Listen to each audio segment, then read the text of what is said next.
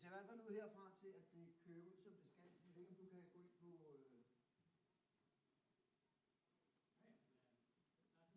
Der er signal igennem. Så er vi simpelthen så glade. Så stopper jeg den bare igen.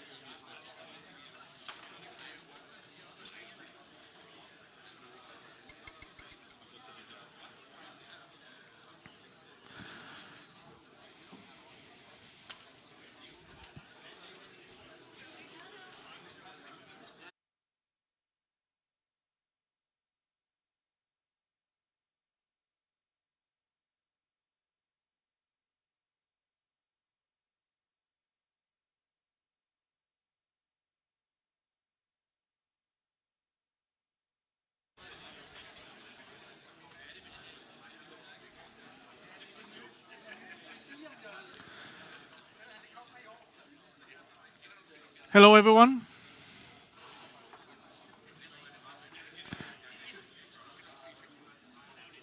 Good morning, everyone.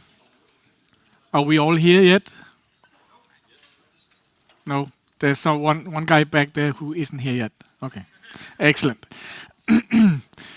Welcome to DKNOG number 14. So I can't imagine that 13 years ago when we were at DKNOG1, I think we were 69 people in total. Now this room, and I saw the latest count on the website, 260 people. I think that's amazing. So thank you all for coming.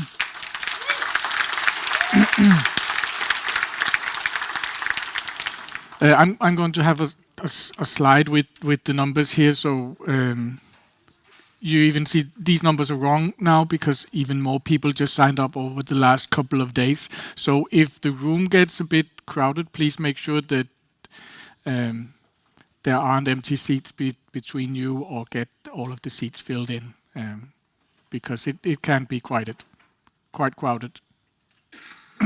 But happy trouble at least. So thank you all for coming. On top of this huge turnout, I usually always track the number of female attendees, which is quite depressing to say the least. Last year we crossed the double-digit bar. Now I think we had 9.4 or something female. So even though I did try to reach out to a few people to get them to join, we're still at 9%.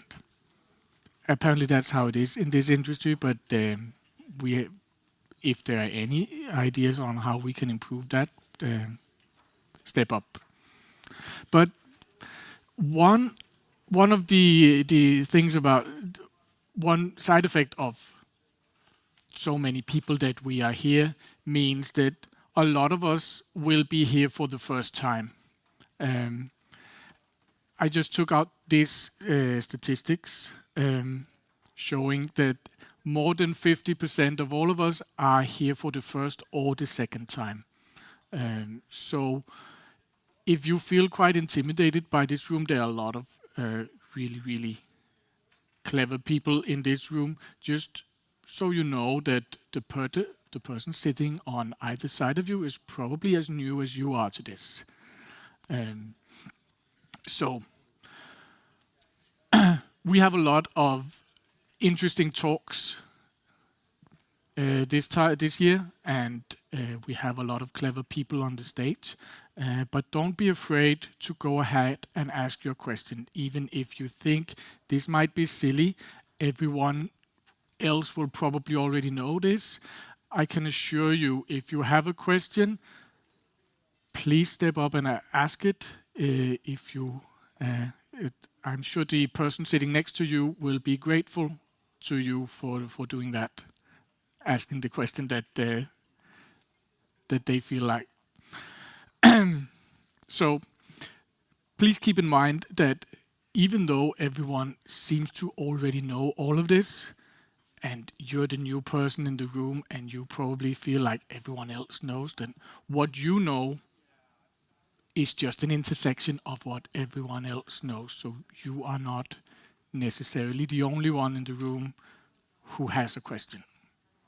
Please keep that in mind, because as I always used to say, and this will be a repeat from last year and some years before that, but I want to repeat this because we are so many newcomers, so some of you will have already seen this, but there are of course two purposes of DKNOG, and one is of course networking, that we are all here for and that we are all interested in and work with on an everyday basis, and we will have a lot of interesting networking talks going on the stage here. But the other thing, which is equally, or in my opinion even more important, is the networking part.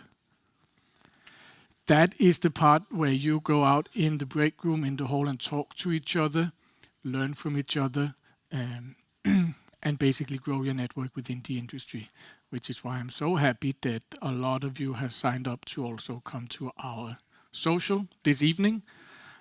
Also at the Scandic, but another Scandic, just a few kilometers away in Kødbyen. Looking very much forward to that. And to of course, we have, as I mentioned, all of these great talks on stage, and you are here now already, so that part we have covered for you, but the networking part takes a little bit more effort from your side. And I know a lot of you may be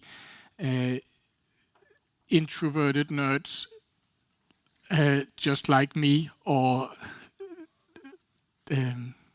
most of us here actually.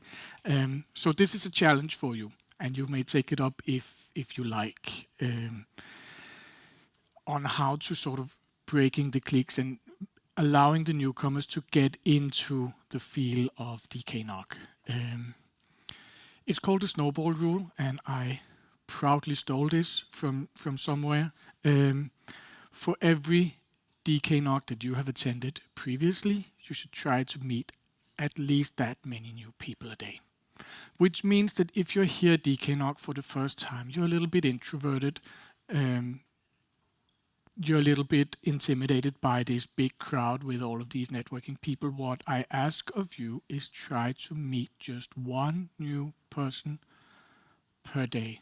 Try to go up to just one person, introduce yourself. And that, I think, is a good exercise for networking. If you feel like you're too introverted to do that, maybe someone will come talk to you as part of this, because that also means if you have been here for the past 13 DKNOGs, then I challenge you to meet 13 new people that you haven't met before. The old guys that you know already doesn't count. New people that you haven't met before, try to go up and introduce yourself.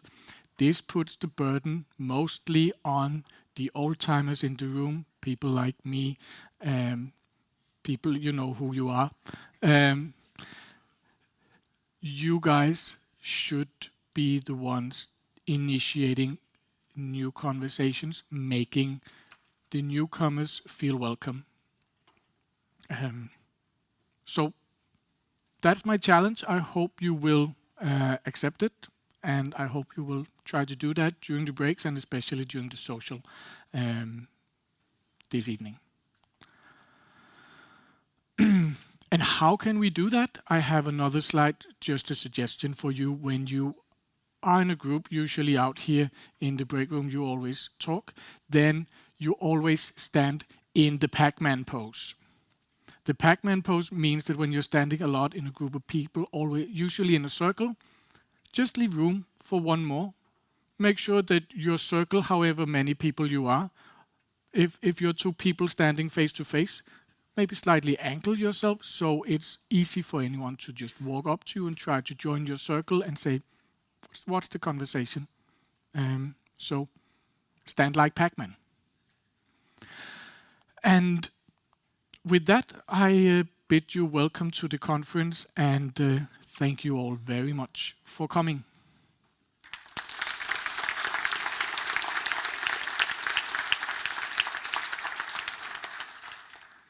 So of course I've not done yet. DKNOG is an association, which means that it's actually possible to be a member of DKNOG, and we encourage you all to be members, because an association really needs members, otherwise it's not much of an association. So all of you here already has a ticket for this DKNOG, and it's been decided that this ticket actually also covers your membership fee. So there's a QR code here, and it will be on the screen during the breaks as well. If you go there, you sign up to be a member of the association.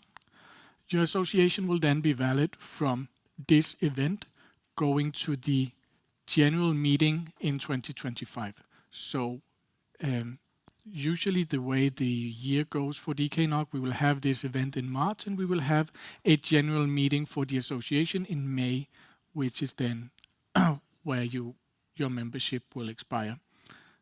So if you like this community and you want to contribute and be part of it more, please sign up to be a member, and maybe even sign up to join our general meeting for the association, where we will discuss a lot more about what this DKNOG association will do. Obviously, we're organizing this conference, but we really have the ambition to actually do so much more than that. that requires your involvement and your help and your assistance if we're going to be able to do more. So sign up to be a member. Try to attend the general meeting. It will be available online, so you don't actually have to travel to Copenhagen just for a 2-hour meeting if you're coming from far away. So that should not be an issue.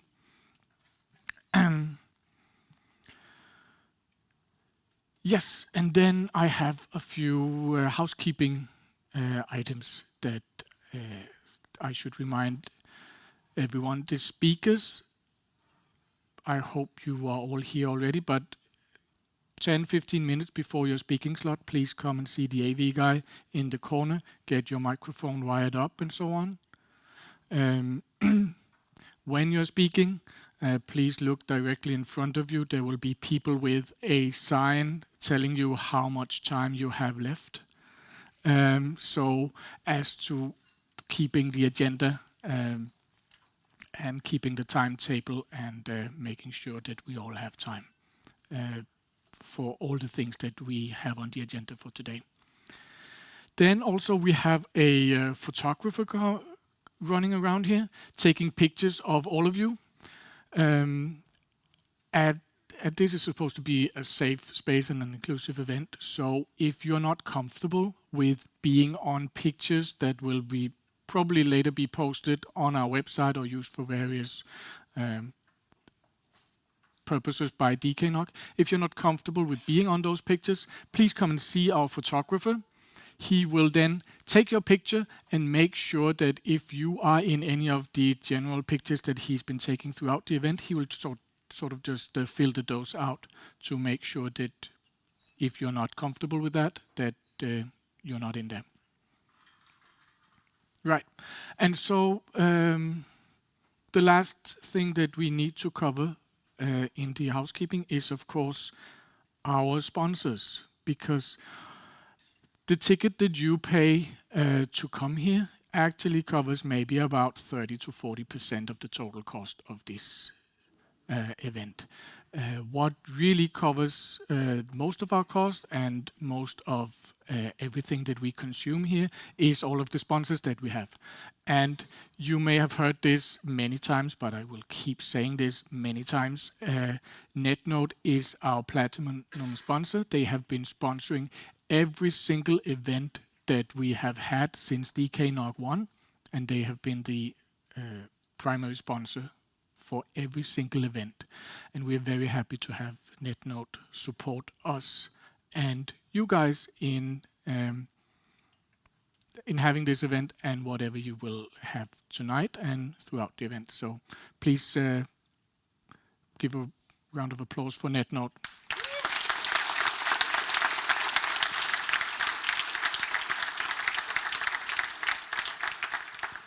And of course, come see them outside in the hallway. We also have our gold sponsors. Some of them have been with us for a long time as well. Some of them are quite new. We have NetNordic, NLogic, AVM, and Contia as gold sponsors. They should have a stand, all of them outside as well. So come see them and see what they have to offer, because that is really what pays our meals here. So thank you to the gold sponsors as well.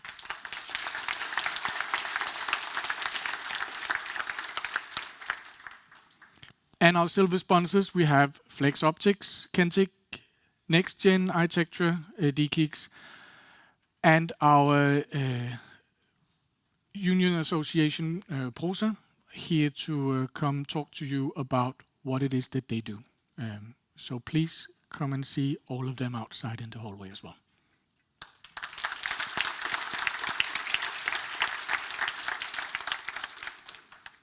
And the associate sponsors, the ones that didn't quite want to be out in the hallway, but they will probably be here at the event anyways, running around. So Norlys will have some surprise snacks for us tomorrow. We have Smart Optics and we have Affinitech. They will be here around here somewhere. So come and talk to them. Thank you to all our sponsors.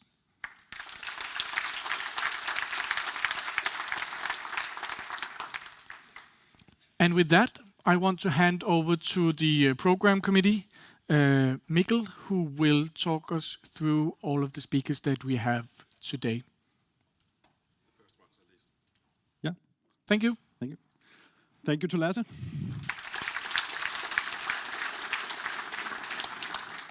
So we just have an hour before you get the first break. So closer to the microphone. Yes, we just have an hour until the first break. So we will start out with some light automation talk, or perhaps heavy automation talk. So our first speakers today will be Alan Ising. Please give him a hand.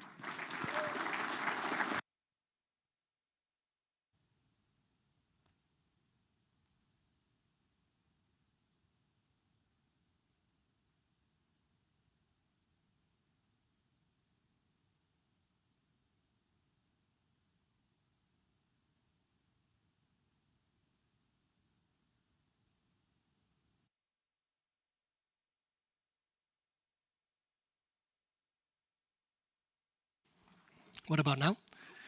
Yeah, excellent. Thank you very much. So I'm Alan Ising. Thank you for the welcome, Mikkel. I've been standing on various iterations of this desk since DKNOG1, but that doesn't make me less nervous because today you're very close to 260, and that's a number I've never seen before and only dared dream about. So I'm super happy to stand here, slightly nervous. I'm not here to talk about DKNOG. I'm here to talk about my day job, which is in Telia company in Norway. I've lived in Norway for 7 years now.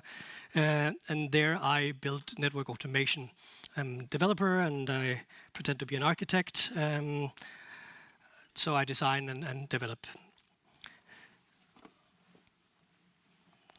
This talk uses the term MVP a lot. And when I say MVP, I mean minimum viable product, not most valuable player or whatever it was I wrote in the title with most valuable product. So if I say MVP, it's a minimum viable product. And that is according to Wikipedia. A minimum viable product is a version of a product with just enough features to be usable by early customers who can then provide feedback for future product development. And so this is something we encounter quite a lot when we do network automation projects. We set out to do an MVP of a solution. And in my time with developing automation, I've done quite a lot of MVPs. And it always comes up, what do you do when you've done an MVP? How do you progress from there and what happens after that? So I will tell a couple of stories about my network automation journey and all the MVPs that I've been part of. And we start at the beginning, at a time when the world was a better place in 2018. And because in 2018, Telia in Norway bought TDC in Norway, not the whole TDC, obviously. In that purchase was the entire Norwegian network, all the employees, all the customers, but not the automation systems. And this was what I talked about at DKNOG12, some of the experience from there. And this whole project was structured in a way where there was a certain deadline. And at a certain time, TDC in Denmark would cut off the ability for the now previous subsidiary in Norway to use the systems. So at a certain time, we couldn't provision new customers, we couldn't service existing customers, couldn't do billing, couldn't do all of that. So we knew there was a big bang in this project. We needed to have everything ready at a certain date, and we couldn't fail on that at all. And the project was super ambitious, new inventory, new OSS systems, all completely new stack. So the question here is that a minimum viable product? Or is it really just everything in the kitchen sink, right? But we didn't think so much about that. We were really excited in the beginning. It's super cool to develop like systems from the bottom. You have really insightful and engaging discussions around whiteboards. It didn't look like this. This is an AI trying to imagine what network engineers look like. But we were sort of a cross-functional team. The part that I was in, we were sort of divided into multiple small working groups, and my group consisted of like network engineers from both Telia and the ex-TDC, and developers and architects and people who really understood the systems and all sorts of people. And we collaborated to try to make an automation platform that would support all our ideas. And we had NSO running in Telia already, not in Norway, but in other parts of Telia. So we took over the code base there, we forked it, we improved it, we tinkered with it, and we had a really cool demo going after a very, very short time. The architecture that we built is something we call an intent-based network automation, or it has a declarative model, or it's an endpoint model. It has many names. But the simple principle of it here is that we define the service is really, really simple with just what we want the outcome to be. So in this very, very, very basic example, it could be an internet service. We have just 2 parameters registered in our service. We have an endpoint ID, and we have an IP prefix. And that would tell us, also tell the automation system, that at the point in the network identified by this endpoint ID, I want this subnet to be configured. And the automation would then find this endpoint ID using a topology database we have located on a CPE port, for example, follow that CPE to the next hop in the network, and so on and so forth, do pathfinding until we end up at a PE router that is able to produce the service. We figure out that we need a link net, a VLAN, and all those kind of things. So declarative, simple models, and complexity underneath that sort of uses the topology to build the right service.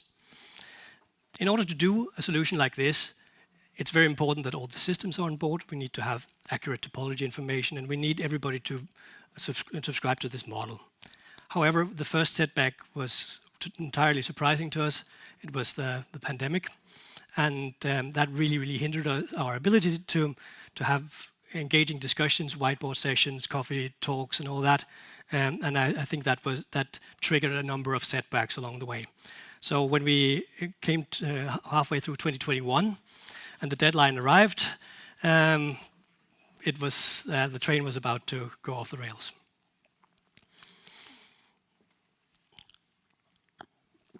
So this leads us to the first example of a minimum viable product, because we needed to figure out what is the smallest possible thing we can survive having in production. We knew there was a hard deadline. We knew that we needed to be able to create new customers, service the existing customers after a certain date, but we couldn't get the whole stack up and running. So we went together and we tried to figure out which components do we have to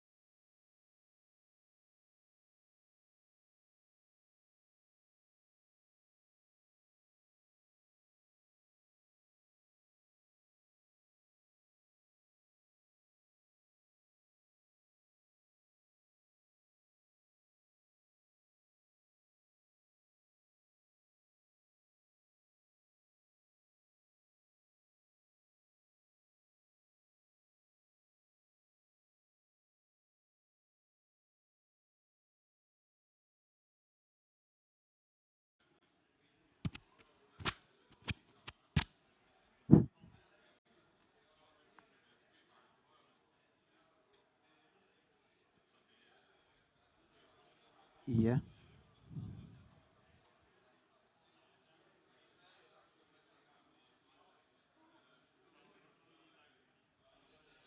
Ja.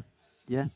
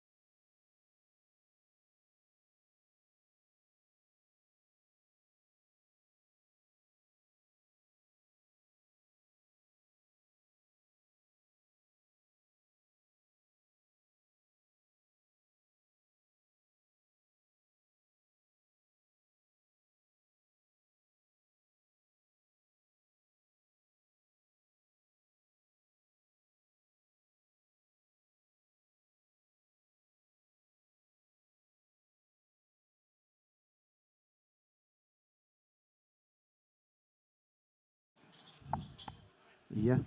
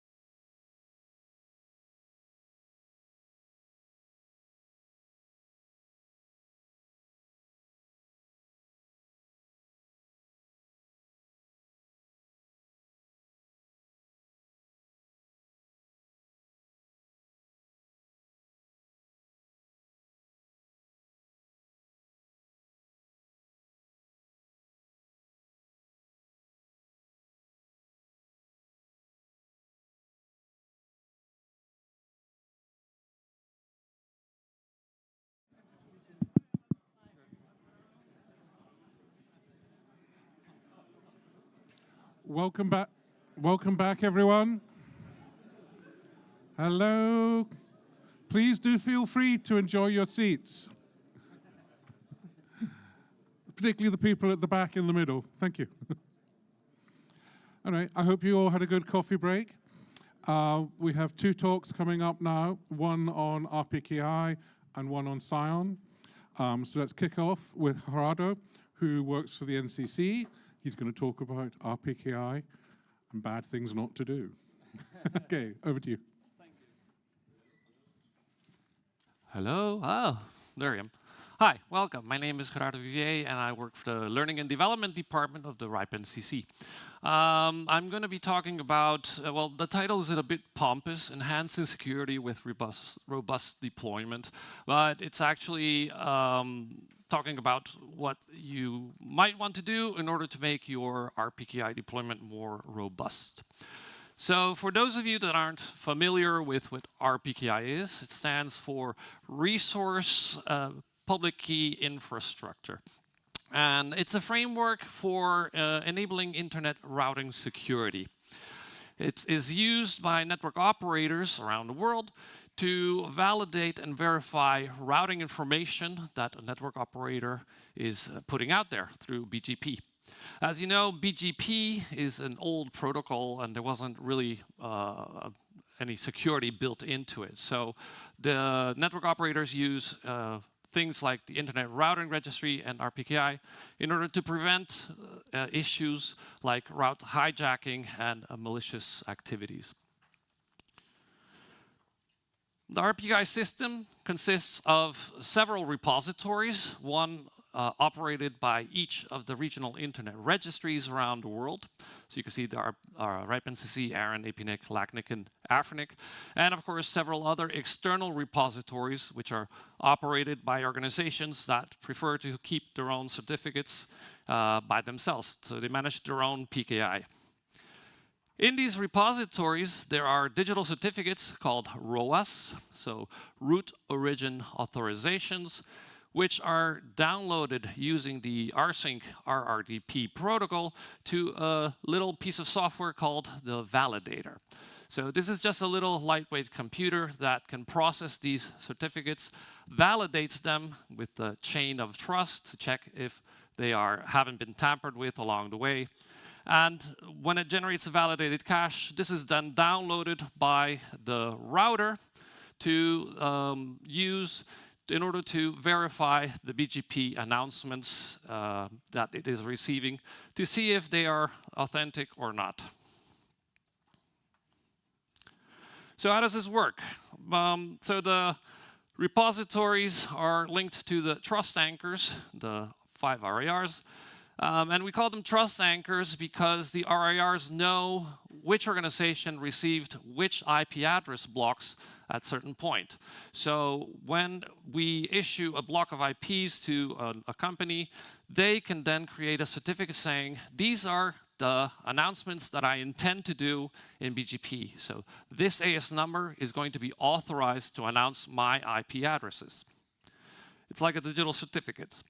In this case, we have here ASNK, which is authorized to announce the prefix Y. When ASNK comes online and starts announcing, hey, I have the network Y, the router can check against the certificate and decide, okay, this is a valid announcement, I'm going to accept it, and it inserts it into the routing table. When ASNX, which is boldly colored red here, decides I am also going to announce the network Y. I also have it. The router can then check against the certificate and see, hey, this is not an authorized announcement. I'm going to refuse it and, of course, drop it from the routing table. Now, why am I explaining all of this? Because in January of this year, there was an RPKI incident. One of the RIPE NCC members experienced an outage that was of national coverage that lasted for several hours. Because of legal reasons, I'm not allowed to say the name of this company. So I'm going to refer to it as Banana Olé.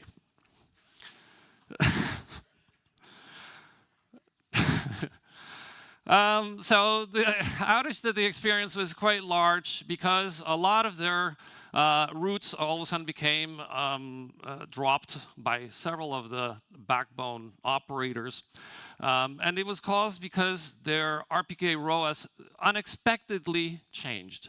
From the intentions that they had documented in the ROAS, the intentions all of a sudden changed. They were not the same. So these changes were done by a threat actor who called himself Snow. And this threat actor gained access to what we call the LAR portal and the RPKI dashboard. These are the interfaces that we've made available to the members in order to set up their RPKI certificates. And apparently the member had a very easy password, which was leaked to the internet. Yeah, so the guy was able to log in directly with no problem. The member did not have two-factor authentication set up, so it was just a case of username and password, and they had no problem changing anything. By the way, if you have an LAR portal with the RIPE-NCC, I'd suggest that you try to look on the dark web to see if your credentials haven't been leaked. Because last time I looked, there were like hundreds of RIPE-NCC memberships available for grabs on the dark web. Now, what happened after these certificates changed? So actually what the guy did was log into the LR portal, go to the RPKI dashboard, and start removing some ROA records and adding all other bogus ones that used a different AS number to make the announcements. The effect of this was that backbone operators across the world who use RPKI to validate the routing announcements started dropping them from their tables. And so from the 9,200 prefixes that were originally globally routed by the member, AS12479, I can't say their AS number because it's a public number. It dropped from 9,200 to 7,400. This caused quite an interruption in the services to the customers. Because, well, you know, they weren't visible anymore in many places around the world. The volume of traffic dropped, and then the services, of course, became unavailable. What happened once the member discovered that this was happening? Of course, they have systems in place to see what their network is doing. And I can imagine that customers started calling in furious because the torrent download stopped, or their little game wasn't, the latency was too high or something like that. In any case, the member found out that there was a problem, and they took steps to resolve it quite fast. So the first thing that they did was contact the RIPE-NCC. Once they figured out that they had problems with their RPKI certificates, they contacted us, and we collaborated to try to resolve this problem as fast as possible. We helped them to recreate all the ROAS and to publish them in the repository as fast as we could. And the member decided, well, we don't want this to happen ever again, so let's take some measures to make sure that it doesn't happen. The measures that they took are the measures that, of course, we are going to recommend to you, all of you. And the lessons that they learned were, of course, the importance of having strong passwords when you are using a service like the LAR portal and the RPKI dashboard. Their password was something like RIPE-admin, which is a password that a lot of our members use because they see the registry as, oh, that's just bureaucracy, that's just the registry. You know, what kind of impact can it have on my network operations? Well, now they know what kind of impact the registry has. And they, of course, enabled the multi-factor authentication, so the two-step authentication in the LAR portal, so that all the users, or all their users that are listed as authorized, have to pass through those steps before they can log into the portal. They, of course, well, what we want to remark is, of course, the importance of having good network security monitoring, meaning checking that your network isn't being hijacked or that you aren't seeing any weird incidents happening. They had this put in place, and that's why they could see that their ROAS had been tampered with quite quickly. And of course, the other lesson learned was to have a really quick incident response plan. When something of this magnitude happens, you have to be able to respond quite fast and know which steps to take in order to fix this problem. Because they were aware of the RPKI system in place, they were able to identify the problem quite quickly. But in other companies, this might not be the case. What we recommend to everybody who operates on a local internet registry and has RPKI is, of course, for your LAR password, use a strong password. This is like teaching you guys the ABCs again, but as we see, people still use weak passwords for systems that are quite important and critical. We also recommend everybody to use the multi-factor authentication. The registry might seem like something not so important, let's say, but it does have an operational impact, so it is important. You should protect your LAR portal as much as you can. Monitor your network for suspicious activity. We've been seeing that there's quite a lot of threat actors taking action in these last times. With the run out of IPv4, there are many people who are quite eager to get their hands on somebody else's IPv4 to use it for certain purposes. There's also, of course, a lot of bad players who want to disrupt networks for certain reasons. So set up your monitoring in order to check for this suspicious activity. We recommend to develop and test an incident response plan. What do you do if your ROAS disappear or are hijacked or are tampered with? How do you respond? Which steps to take? And of course, monitor your RPKI deployment regularly. These certificates, seems that you publish them once, then you don't touch them again, but it can happen that somebody does get access to your RPKI dashboard, or some other way is found out or developed in order to try to attack the RPKI system. So monitor your RPKI deployment. And of course, where my heart goes out to is educate your staff. That's what we try to do with our training courses on the importance of RPKI. Root insecurity is critical. It's important nowadays if you want to maintain a stable internet. And the potential impact of an outage, as we saw, can be quite great. So in conclusion, RPKI is now a critical part of the internet routing security. As we saw, many of the backbone providers all are dropping RPKI invalid announcements. Many of them are also even requiring networks to have RPKI enabled and to have ROAS created if they want their routes to be accepted. Learn from the recent RPKI incident. It's not just a one-off thing, it might happen again. Implement the best practices to become more resilient. Set up good passwords. Set up multi-factor authentication. Educate your staff. And increased investment in RPKI is going to strengthen the robustness and stability of the internet, which is something that we all want, right? So thank you, and I'm open for questions.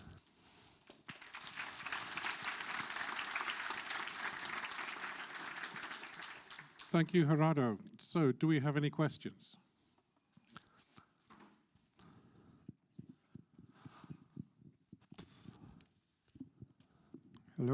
I'm Bernd, working for DKIG, so speaking for myself here.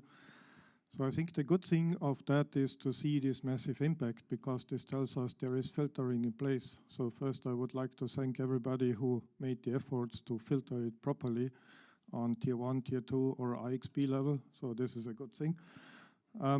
One more comment, if I look at the DKIG's route server and search for RPKI invalids, I see 15,000 RPKI invalids on the DKIG's route servers. Of course, with redundant happenings and multiple appearances on many different exchanges for the same prefix, but this is far too much. So please have a look if your network is creating RPKI invalids and do something against that. Thank you. I second that. Thank you. I will say I'll third that, but that would get boring. Any more questions?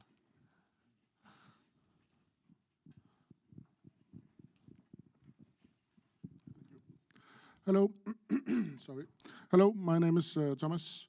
This is not specific to RIPE per se, but if you actually know about hundreds of Lear portal credentials on the dark web, and RIPE has excess budget now and then that is returned to members, then why not go and buy those credentials? It is what big corporations do, buy exploits and buy leaks.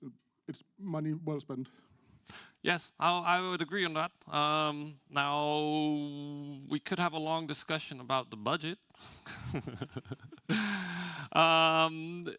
It's a tricky situation because we do try to educate our members on security, of course, but most of you are all network professionals, so you do know that you need to put a really good password and not RIPE admin.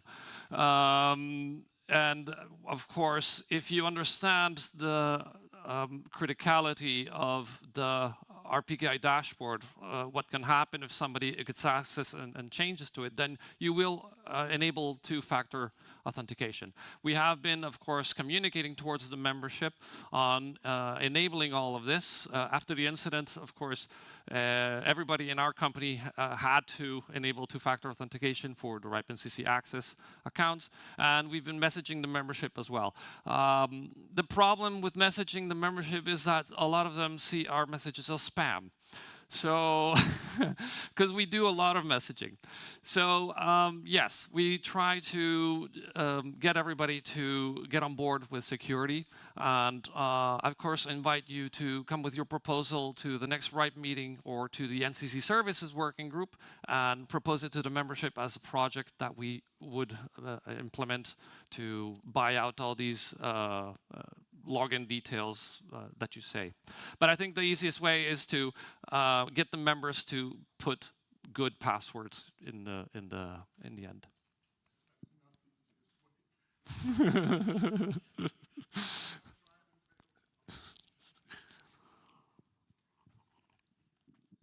Is the Who are you? Oh, sorry. Yeah, Christian from Global Connect.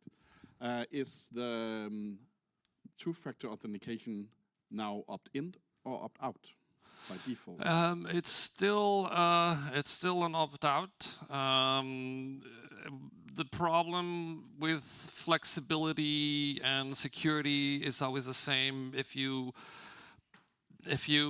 force some people to use the two-factor authentication and all they have is, maybe the LIR account to use for RIPE Atlas, and they might feel disturbed or bothered. Oh gosh, I have to do this extra step.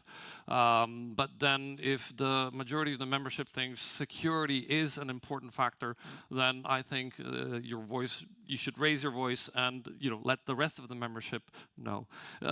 As you know, the RIPE NCC is a membership operated organization, so we do what the members tell us to do. It's not the other way around.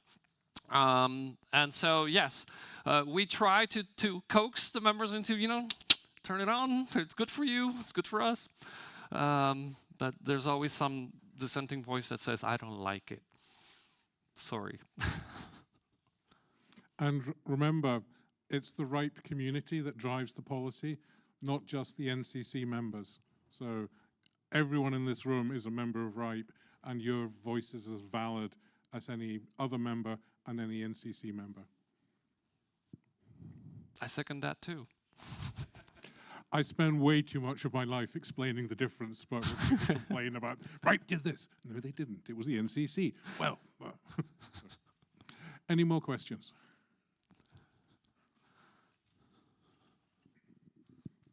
Hi, Jan from Nordlys. So this happens because someone gained access to the portal and was able to change the ROAS.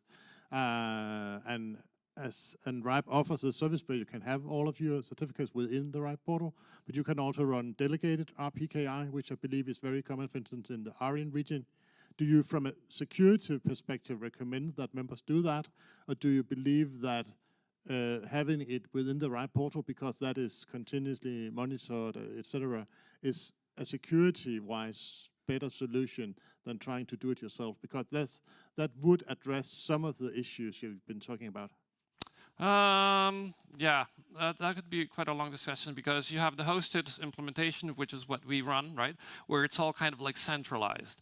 Some people would say, I think it's more secure if I run my own repository, because if the RIPE NCC is hacked for whatever reason, or their infrastructure goes down, I have control over my repository. So you would have two different points of view. Some people would say, keep it centralized, one locker for everybody makes it more safe. And other people would say distributed, like the DNS, would be probably a better solution. So I couldn't say which one is better. Okay. And the Aaron situation is as much to do with the broken way that Aaron has implemented RPKI, should we say? Yeah. Because it's unintegrated into the RIR. Yeah, I'm aware of that. I was just kind of having the thought that I think it could have remedied this situation. But again, I also know in a lot of organizations, RPKI is kind of a one-man army. And if that one person leaves the company might be in a very bad situation if there's no one around to maintain the ROAS. Yeah. Thanks. For instance, I would expect the NCC to be around longer than Okta. But I didn't say that. Any more questions?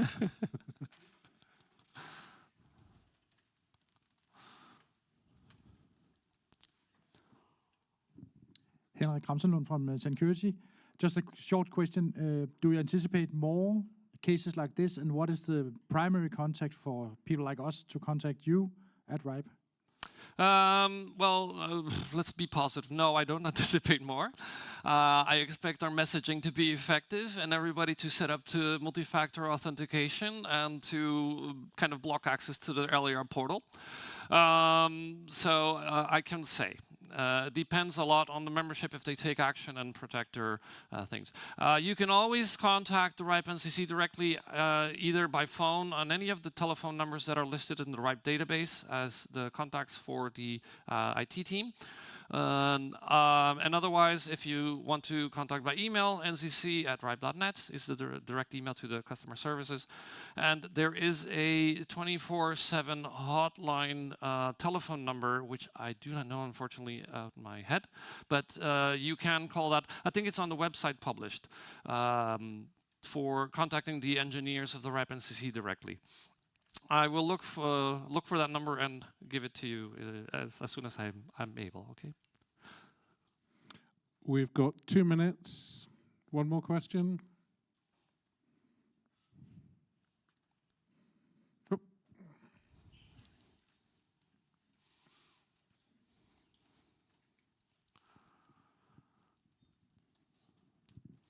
Hi, Wilhelm again. Thanks for the talk. I think it's interesting what you were mentioning, the fact that RIPE is kind of evolving from simply a registry to something that has direct operational impact, and kind of plays into the whole AES0 ROA debate that was a few years back, I think, about whether there should be an AES0 object for all RIPE space to mark the whole space as invalid, and so on. So to prevent less specific hijackings.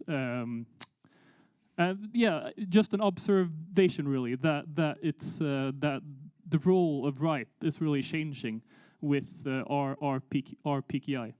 Yeah,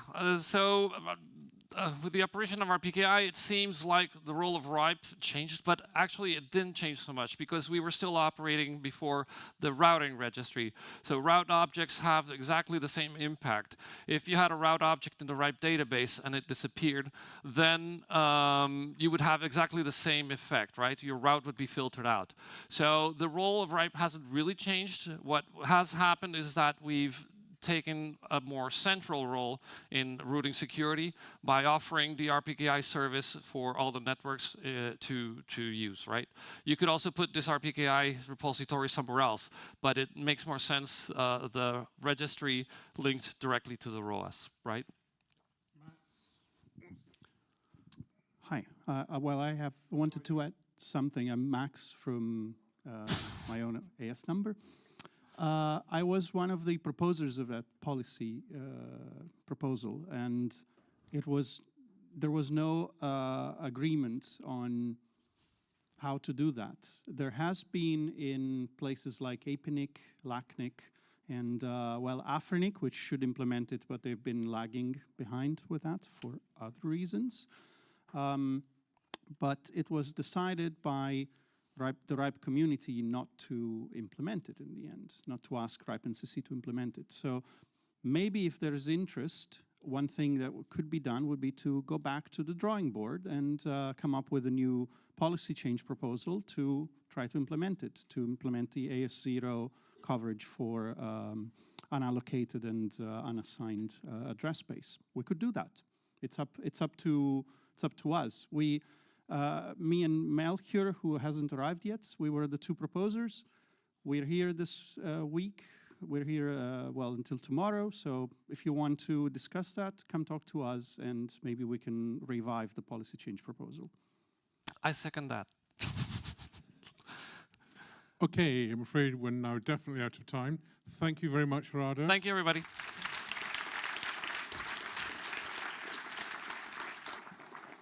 Thank you all for a good discussion afterwards, because discussion is the real reason that we're here, other than the presentation.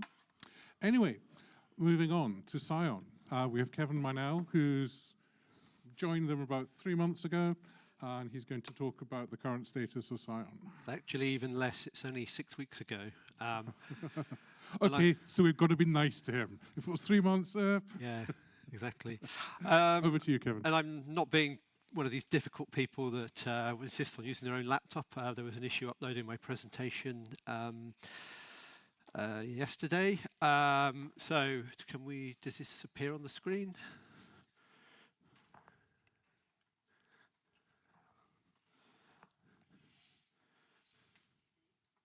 Nothing? Okay, let's try another.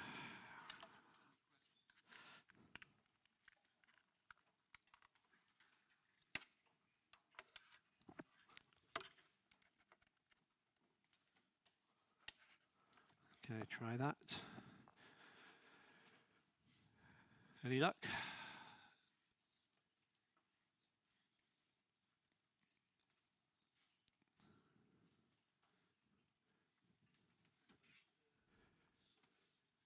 Okay.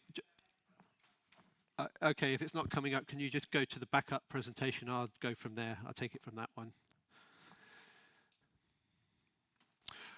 So anyway, while we're waiting for that to come up, so some of you may be hearing about Scion for the first time. Some of you may have heard a little bit about Scion, and some of you may have heard about Scion and have a few misconceptions about that.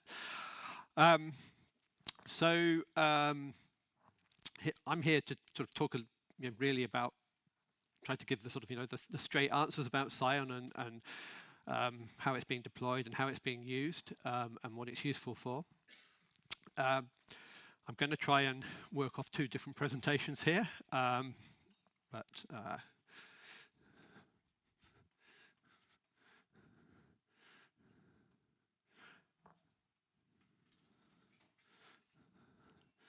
okay, I'll keep talking. So I guess I'm in a room of sort of network engineers, so I guess you're pretty familiar with BGP and the global routing system. And you'll be aware that the internet's a network of interconnecting networks. In fact, there's about just over 75,000 networks that are globally visible on the internet, all of which use, each of which uses an AS number. Right, that's it. Oh, no, it's gone. It was there. Anyway, keep talking. The internet consists of nearly 1 million IP prefixes.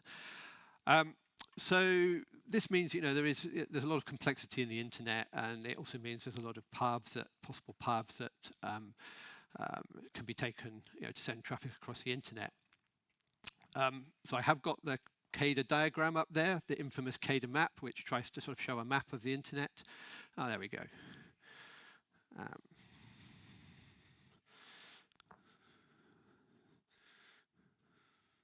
Great.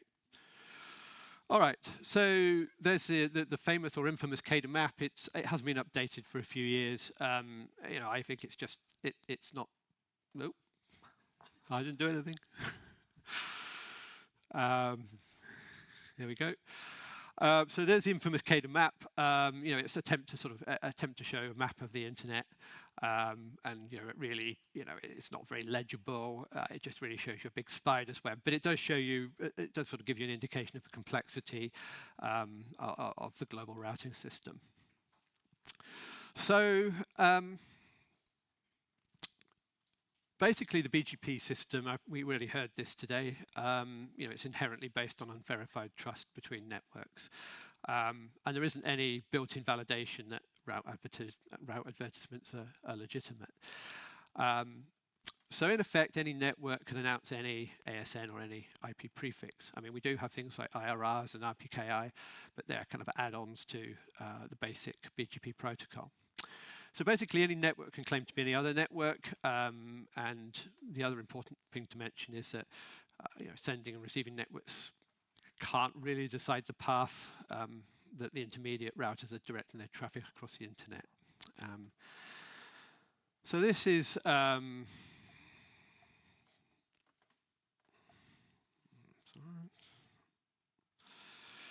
so this causes several problems, which we'd be aware of, I'm sure. First one is route leaks. So these are sort of accidental, but sometimes malicious redirection of traffic across an unintended path. And that results in traffic being delayed or never delivered.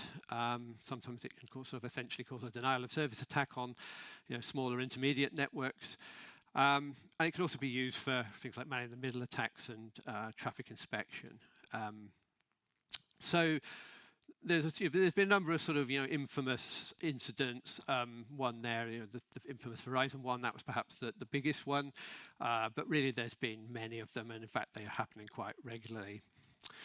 Then you've got the route or prefix hijacking. So this is where it's a network operator or an attacker is basically impersonating another network operator by falsely announcing ownership of prefixes or AS numbers.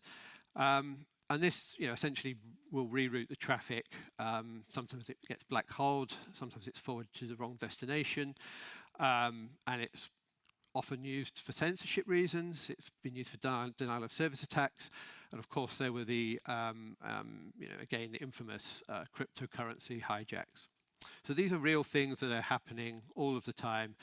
Almost every day, you hear about the high-profile ones, but almost every day there'll be something, be a route leak or a route incident of some significance on the internet. So the other issue, which is often not classified as part of these route incidents, data sovereignty breaches. So, you can't particularly determine the path that your traffic is taking across the internet. So BGP is often sending traffic across geopolitical and different jurisdictional boundaries. So this potentially has consequences for national and supranational legislation such as GDPR. And again, this is a real-world issue. There was an incident last year where an Australian healthcare provider inadvertently sent data for a third-party country, which should have never have left Australia. And that has quite potentially quite serious implications. So again, this is sort of an illustration of where data could potentially travel, and again, the fact that for certain applications, or in fact many applications where personal information is involved, this can make regulatory compliance quite complex. So how is this being addressed? Well, of course, there's the old-fashioned IRR way of doing things. I don't think we need to cover that. We heard about some of the issues. Of course, you've got RPKI and ROV, which is very much encouraged. I would definitely encourage networks to implement this. So you're creating cryptographic assertions of IP prefix ownership and also which ASNs are allowed to originate these. This is allowing routers to validate the ROAs and generate route filters. But this does require widespread deployment to be effective, and as of today, something like only 50% of IP prefixes are signed. Even fewer network operators are implementing ROV. Fortunately, some of the larger ones are starting to do this, but you've got this sort of issue of RPKI being implemented, but then actually not a lot is being validated against this. But then, of course, this is still not solving the issue of validating the actual paths through the internet. So BGP was one of these attempts in the IETF, or an attempt, or a very valid attempt, to actually provide, extend the RPKI concept in order to provide cryptographic assertions that every router en route to a destination is actually authorized to advertise that route. So the idea is RPKI can be circumvented, but with BGP-SEC, the idea was that it would prevent the unauthorized insertion of ASNs into the path. The issue with BGP-SEC is that it needs to be explicitly supported by all of the routers on the path to achieve those full benefits. It's computationally intensive. This is less of an issue today than it maybe was 10 years ago when BGP-SEC was introduced.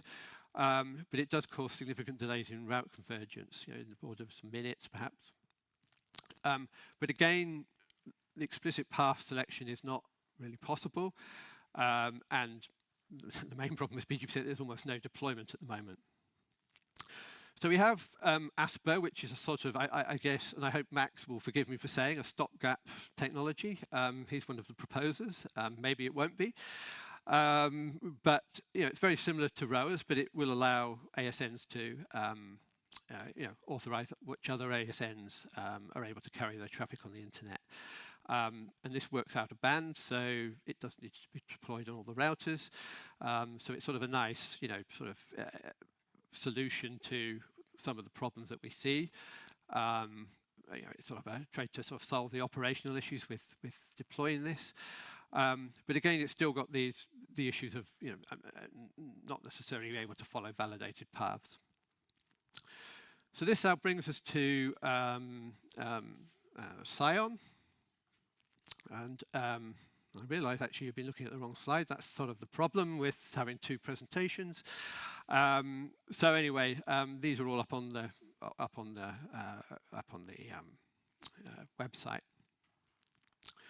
So this brings us to Scion. So Scion is this basically a inter-domain path-aware architecture that you can overlay onto the internet.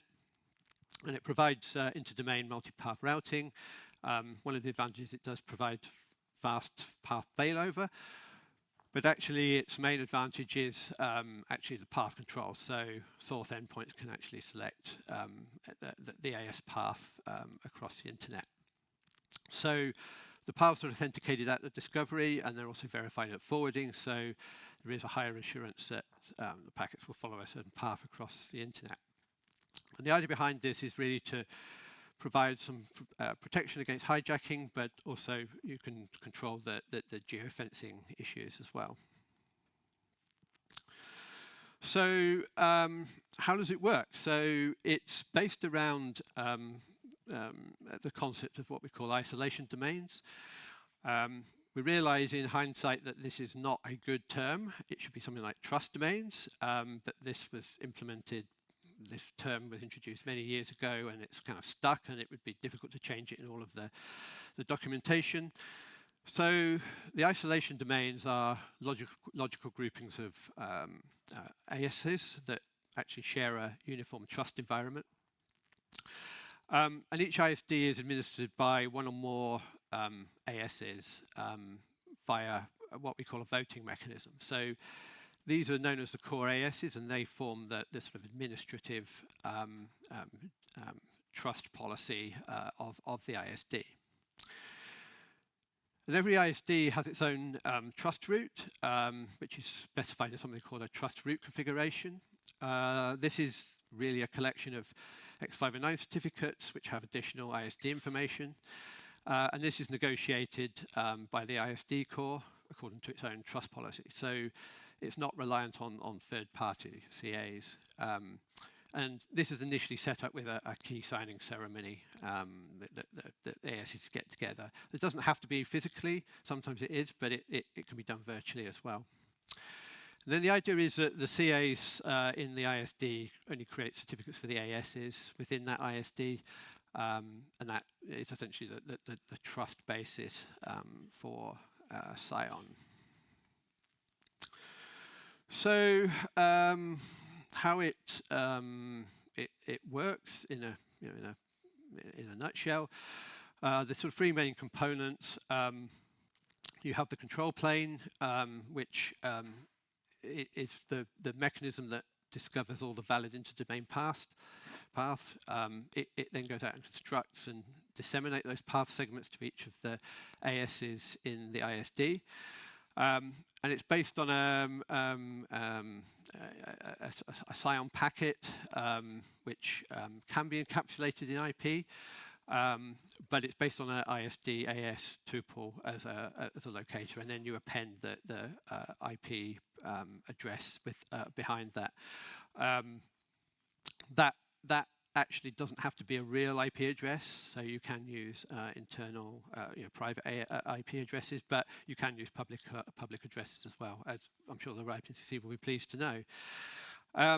For the intra-AF communication, you just use the normal interior routing protocols, so you can reuse all of the existing equipment. The authentication is done by a PKI mechanism, so all of these segments are authenticated or verified. And the data plane is doing the forwarding, so that's combining the path segments into the end-to-end paths and advertising those. So these are then forwarded across the data plane, which is agnostic of the end host address. Right. Now, this is not going forward. Is it possible to move to the next slide?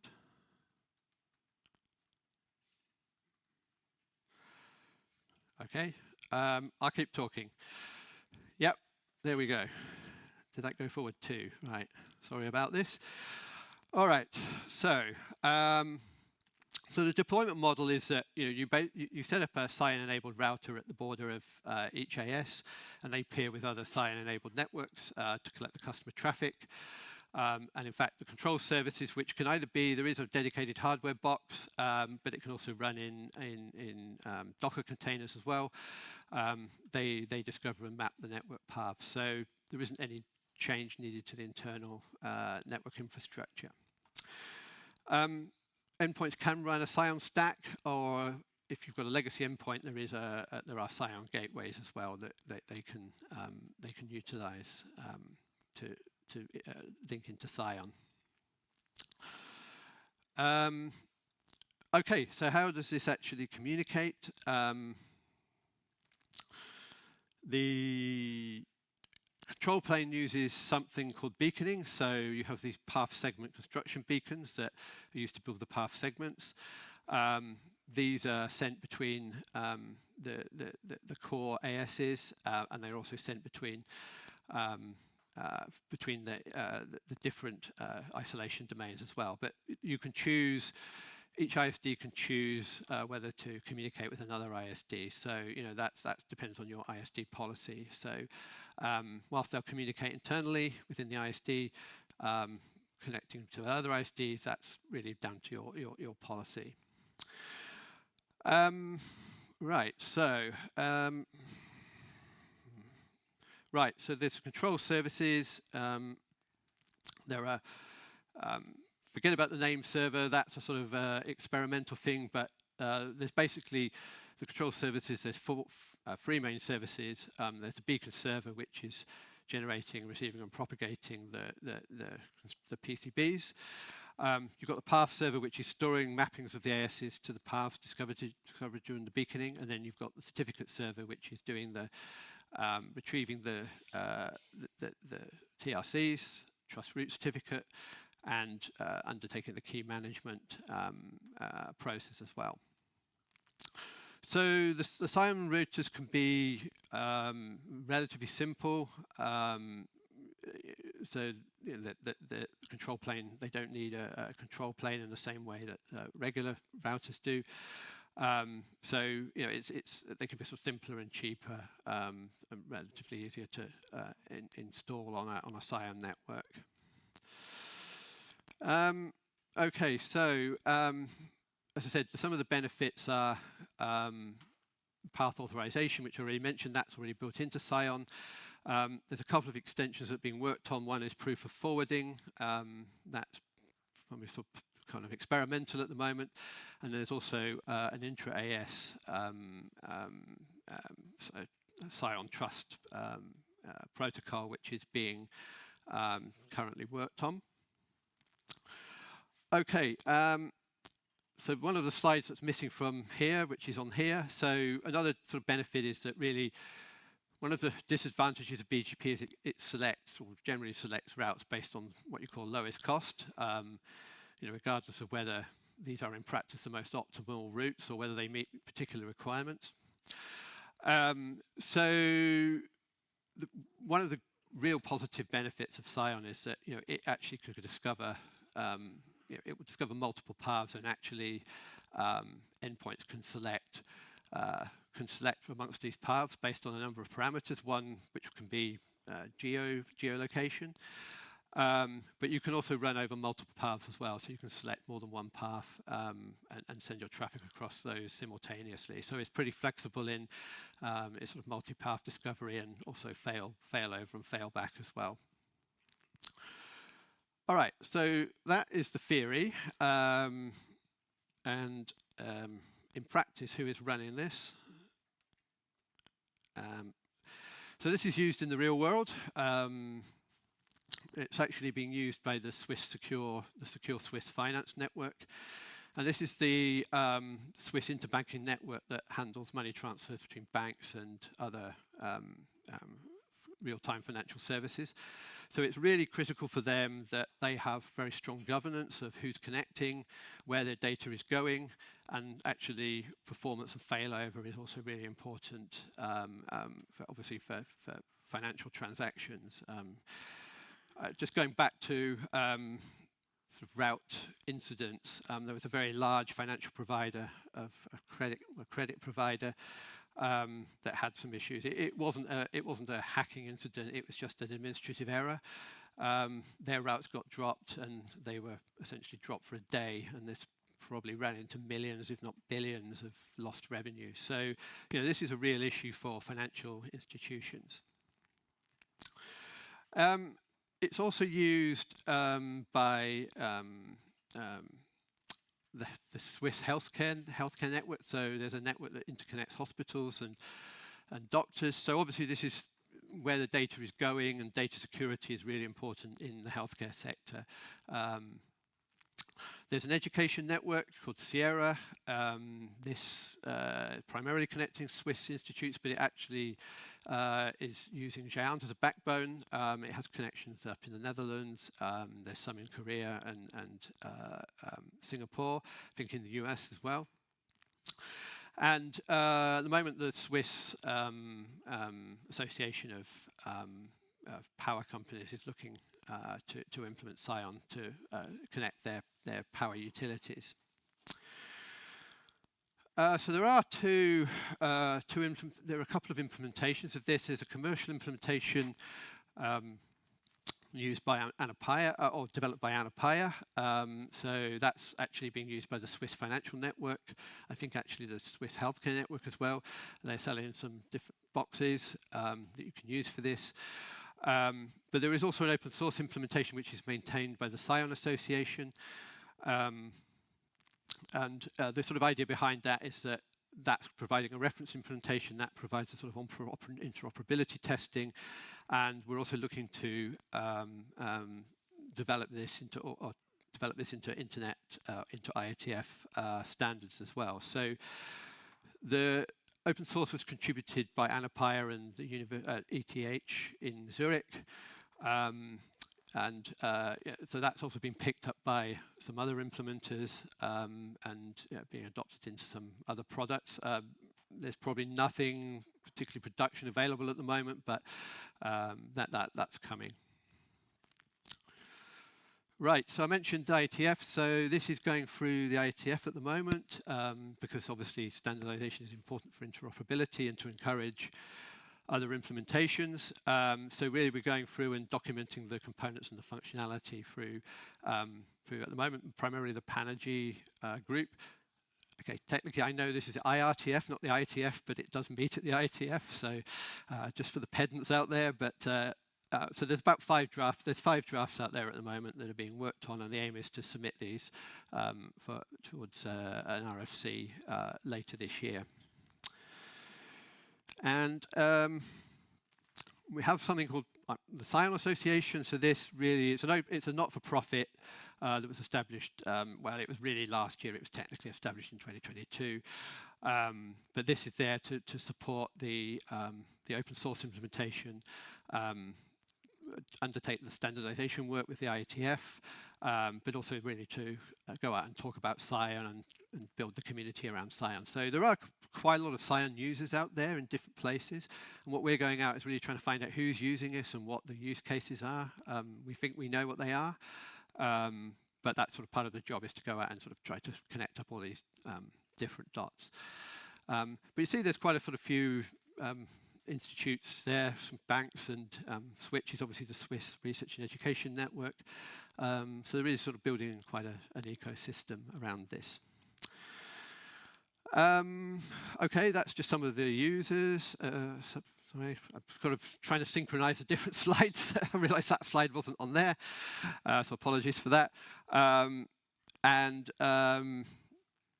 Just to conclude, if you're interested in finding out more about this, there is actually quite a lot of documentation about the Scion Association. There is a lot of reference and developer docs. Actually, it's pretty good, the documentation, I would say, if you want to dig into that.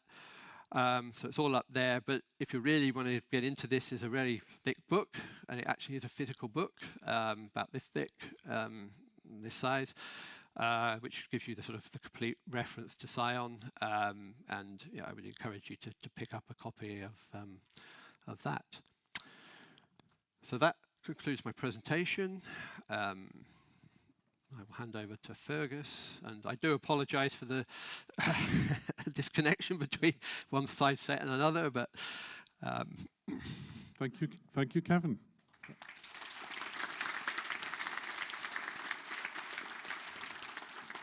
So, do we have any questions? Lasse. Hello, I'm Lasse from Telia. I saw you mentioning the current users of Scion, and would you say that Scion is primarily meant for closed user groups? I wouldn't say it's primarily for closed user groups. I think that's been its initial use case, certainly. It's for those user groups that really need higher assurances of data governance and web and geofencing. I mean, that's not the only advantages of this. But all of these issues of path security and path direction, shall we say, have been well understood for many years. I mean, BGP is an attempt BGPsec is an attempt to sort of address that, and then ASPA is a sort of another attempt. But these are all attempts that they don't particularly provide solutions today, and Scion does offer that solution, and I think that's why it's been picked up by particularly the finance network and the healthcare, where they have very specific and strong requirements for data governance. But you're talking about BGP, so is this for the internet at large? Yes, it can be. So obviously, it requires specific routers, it requires specific control services, and you need to build this on top of your existing internet. It would suffer the same issue as BGP-SEC if you had to deploy it to the whole of the internet, but it does provide a solution for specific groups of users that require this, have these problems that they need to solve. We have time for one very, very quick question, because otherwise everyone's going to be hungry and looking for you.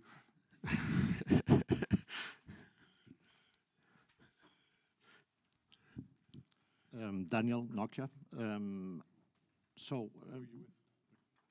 Okay. Yeah, yeah.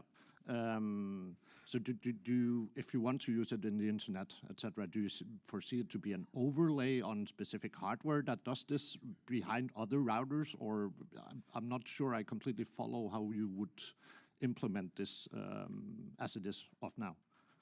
Right. So you can reuse your existing infrastructure, but the egress, or sorry, the edge routers on a Scion AS have to be Scion enabled in some way. So there are specific Scion enabled routers, but we're hopeful that this will be built into other vendors' routers, and in fact, we're talking to a number of, shall we say, well-known vendors to build this in. So, this will be a thing that could be turned on in the edge routers. So,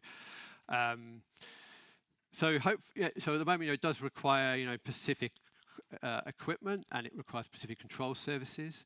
But as this evolves, that the hope is that this will become more integrated with the sort of existing equipment that you can use on your regular internet. Okay, thank you, Kevin. Right. I'm sorry, it's lunchtime. We're right out of time. But meanwhile, thank you very much. So, thanks again.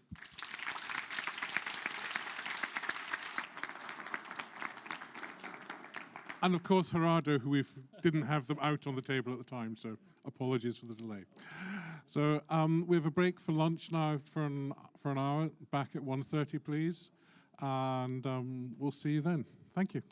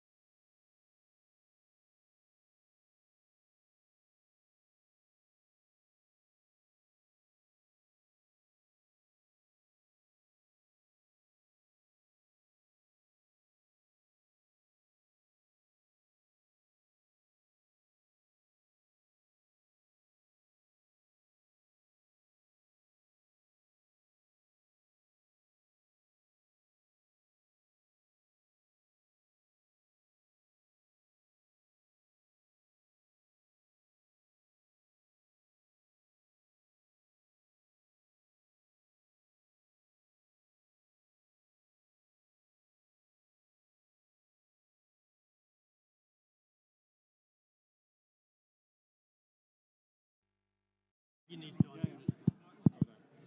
it works.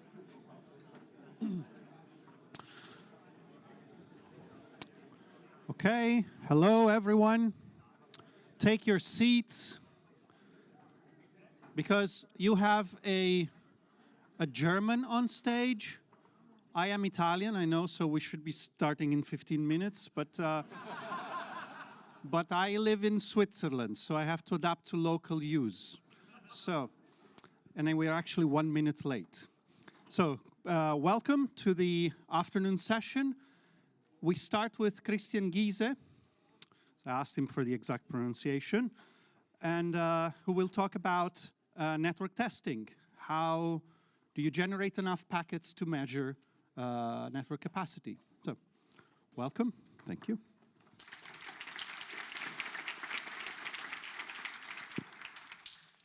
So then, first of all, thanks for the possibility to talk here about my favorite open source project, the BNG Cluster. I work at Artibrick as a software and network engineer, and I'm also the main developer of the BNG Cluster project. Before I go into the BNG Cluster itself, let me explain what we do at Artibrick to understand our motivation behind building a project or a tool like the BNG Cluster and how we use it internally. So here at Artibrick, we build software for disaggregated routing and access, which means that you separate the hardware from the software. So customers buy their hardware separately from vendors like UFI-Space, EdgeCore, or even other vendors. And so-called white label switches or disaggregated switches, and then they can buy different network operating systems. They can just install or even change it later if the capacity, they upgrade the hardware but will not reuse the hardware, so they can then just install some other hardware, software. And this is what we do at Artibrick, and therefore we build all the network protocols from scratch. And this means we started with a base infrastructure we called the Brick Data Store. And on top of this infrastructure, we built all the applications like ISAS, OSPF, segment routing, LDP, BGP, everything from scratch. And what is unique in the disaggregated market is that we also decided to build a BNG stack. So we support PPPoE, L2TP, and all these access protocols on top of a Broadcom Q2C or Q2A switch. And we even support high availability, HTTP redirect, and even recently carrier grade NAT. And all these products and protocols you have obviously requires massive testing. And this is where the BNG cluster comes into play. So at the beginning, we utilized commercial network test applications running on x86 servers. And these are typically licensed by port licenses, or you have seat licenses or feature licenses. So we spent a lot of money on licenses here, and it was still not enough licenses. Most of the time we are running out of licenses, so we could not test enough. And so at one point we even could not do the tests. So in special in July 2020, we would like to, we built IPTV support for our BNG. And IGMP joint delay measurement, they only support it on hardware, on their FPGA hardware. And then we have to decide between doing a massive investment. And I really talk about massive investment because it's FPGA hardware into their proprietary hardware, or to do something on our own. And obviously we decided to do it on our own. And after a few weeks, we could do the desired IGMP measurements. And it was good enough for us to measure this in a milliseconds, or even we don't need it in hardware with nanoseconds. So IGMP should measure something between maybe 5 to 10 milliseconds. So if it's a nanosecond more or less, doesn't matter. Software was fine for us. And this works that well that we decided to continue here. The next thing was LNS, so L2TP, because actually all of the commercial applications, they are pain if you do L2TP testing. None of them is good in L2TP. And then we added L2TP support here. And then after this, we decided to publish this on GitHub. We say, okay, make it a BSD-free license so people can do whatever they like with the software, and continue to add more and more protocols for internal use to get rid of the commercial network test applications. So we added IPoE, then layer 2 bitstream access, which is a big thing in Germany. And then after my first talk at DKNOG14 we started to add all the routing protocols so that we can do end-to-end testing. And then we added recently applications like HTTP client and server, carrier grade NAT suite, and we even scaled this up to 10 million flows. And yeah, and we continue to work on this. So we work right now more than 3 years on this. It's more than 1,000 commits, 50,000 lines of C code. And yeah, as you can see, we already had a lot of features supported. We can test almost all access protocols. We can use it for verifying legal interception. We can emulate HTTP client servers, testing NAT, do all the router protocols. We have an API, and we implemented all the protocols from scratch in user space, so which means from ARP, from ICMP, from neighbor discovery, everything was implemented from scratch, which has a reason, because we needed performance. And the second thing is we would like to have the possibility to change the behavior of every single protocol, to emulate almost all vendors in the market, and without buying almost all vendors in the market for our interop testing. And this we can do on a very small footprint. So it actually works on any modern 64-bit Linux. It even works on a Raspberry Pi 3. I tested this on a small Raspberry Pi, and this Model 3, which is a super low, cheap compute unit.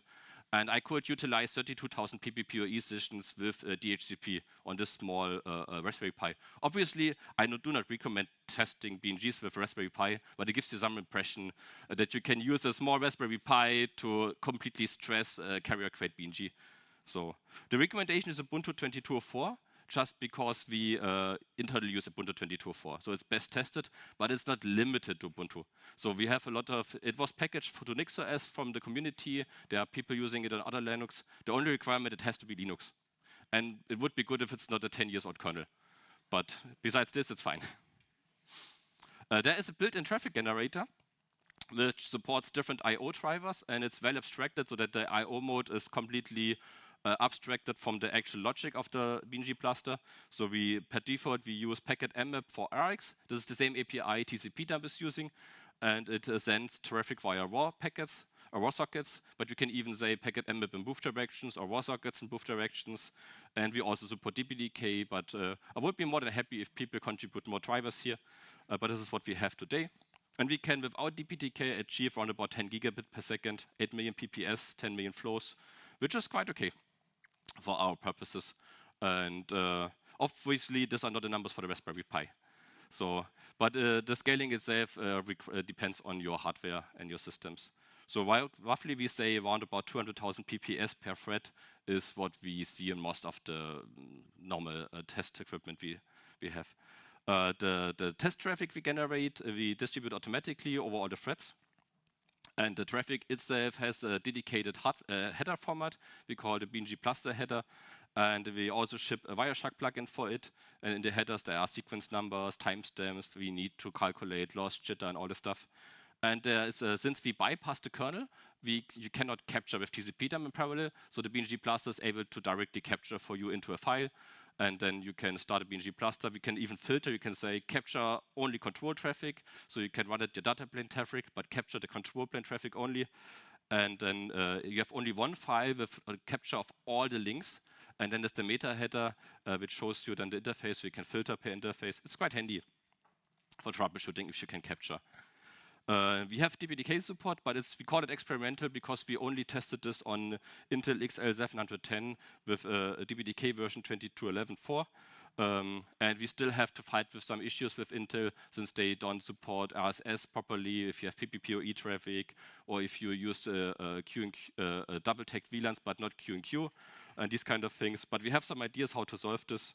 So, yeah. So what can you do with the BNG cluster? I split this into 4 categories. So one is network hard and software vendors like us, and open source network projects like maybe people working as contributors for FRR or biorouting or GoBGP. There are many open source projects, and obviously these projects often don't have a commercial network test applications as they are very expensive and not available. And maybe if you contribute, you would test at home. And here the BNG cluster can be a big benefit. So you can use it then for RFC conformance tests. You can use it for interability tests since we have a lot of config options to, let's say, emulate ISAS, but do it more like Cisco or more like Juniper or more like RT-Brick. So you can configure this where the commercial network applications often is do ISAS like this commercial network application does, but I don't have these vendors in my network. And I need an application emulating more like Cisco. Scaling tests is a big strength of the BNG cluster. So with a few clicks, you can generate a network with 2,000 or 20,000 ISAS nodes and let's say 10 million BGP routes. And then you can see how your network behaves, how your router behaves with this. And I can really stress your devices. And often people ask me, why should I scale that high in my testing? And the answer is quite simple. If you scale high as possible, you will see your bugs as early as possible. Otherwise, I have to test a run. Often you run your test, it works, everything is fine. And in your production network, you sometimes see bugs after, let's say, months. But if you test on a massive, extremely massive scale, you sometimes see bugs. You could also see on a lower scale. You just need to wait longer. And this is a good reason to test always on scale in the lab, not in production. Regression test, robustness test. Nice thing is, since it's for free, customers can test with the BNG cluster, then they can open a bug report if they find an issue to the vendors, and then the vendor can use the same tool to reproduce the bug. They just need to share the config JSON file. And this helps a lot if you find a bug in your network with your network vendor, and you can share the config and they can reproduce it exactly as you have tested. I guess the most people here work for network providers and integrators, and even here you can use it for configuration validation, test your cross configuration, or do some software upgrade validation. So you emulate your actual network with the BNG cluster and run your pre and post upgrade scripts to the upgrade. It's very handy if you do network automation and integration. So often I see that applications are tested in a staging environment, which doesn't test the scale as you have in production. It works very well, and then they go out to production, doesn't work. And it helps you that even if you're just a developer laptop with a virtual network device, that you can easily, even on such a small setup, emulate a high scale of control plane traffic to check if your APIs even behave on the scale and your application works. And it's good for training, because I guess everyone here knows that doing troubleshooting on the full scale is something else than doing troubleshooting on a low scale or on a setup without any scaling. So you cannot use logs. Even working with a full table is something different than having 10 routes on an router. So it's good for trainings. And I also see an advantage in education, so that you can do, or in your universities they can run their IP labs on a more realistic fashion with emulating a real network compared to having 4 routers in a network and 10 routes. And I prepared a small demo here as a short recording. Therefore, I used a UFI space S9600 72XC switch. It's a Broadcom Q2C switch. Could be even edge core, something else. Connected to a service area running free radios and TACACs. On the switch itself, I run RPKI full stack as a BNG. And then I have 2 links connected to the BNG cluster. The one link I defined as on the first link I defined the network interface function, which is just a different term for logical interface. It's just a logical interface on the routers. You have a VLAN, IP addresses. You can have even more on a link. And on these network interface functions, you can then attach routing protocols, an example. And on these routing protocols, you can then attach your emulated topologies. And the way BNG cluster works, it generates the topologies offline before. There are tools like LSPgen or BGP dump, or you can even easily write Python scripts generating topologies for you.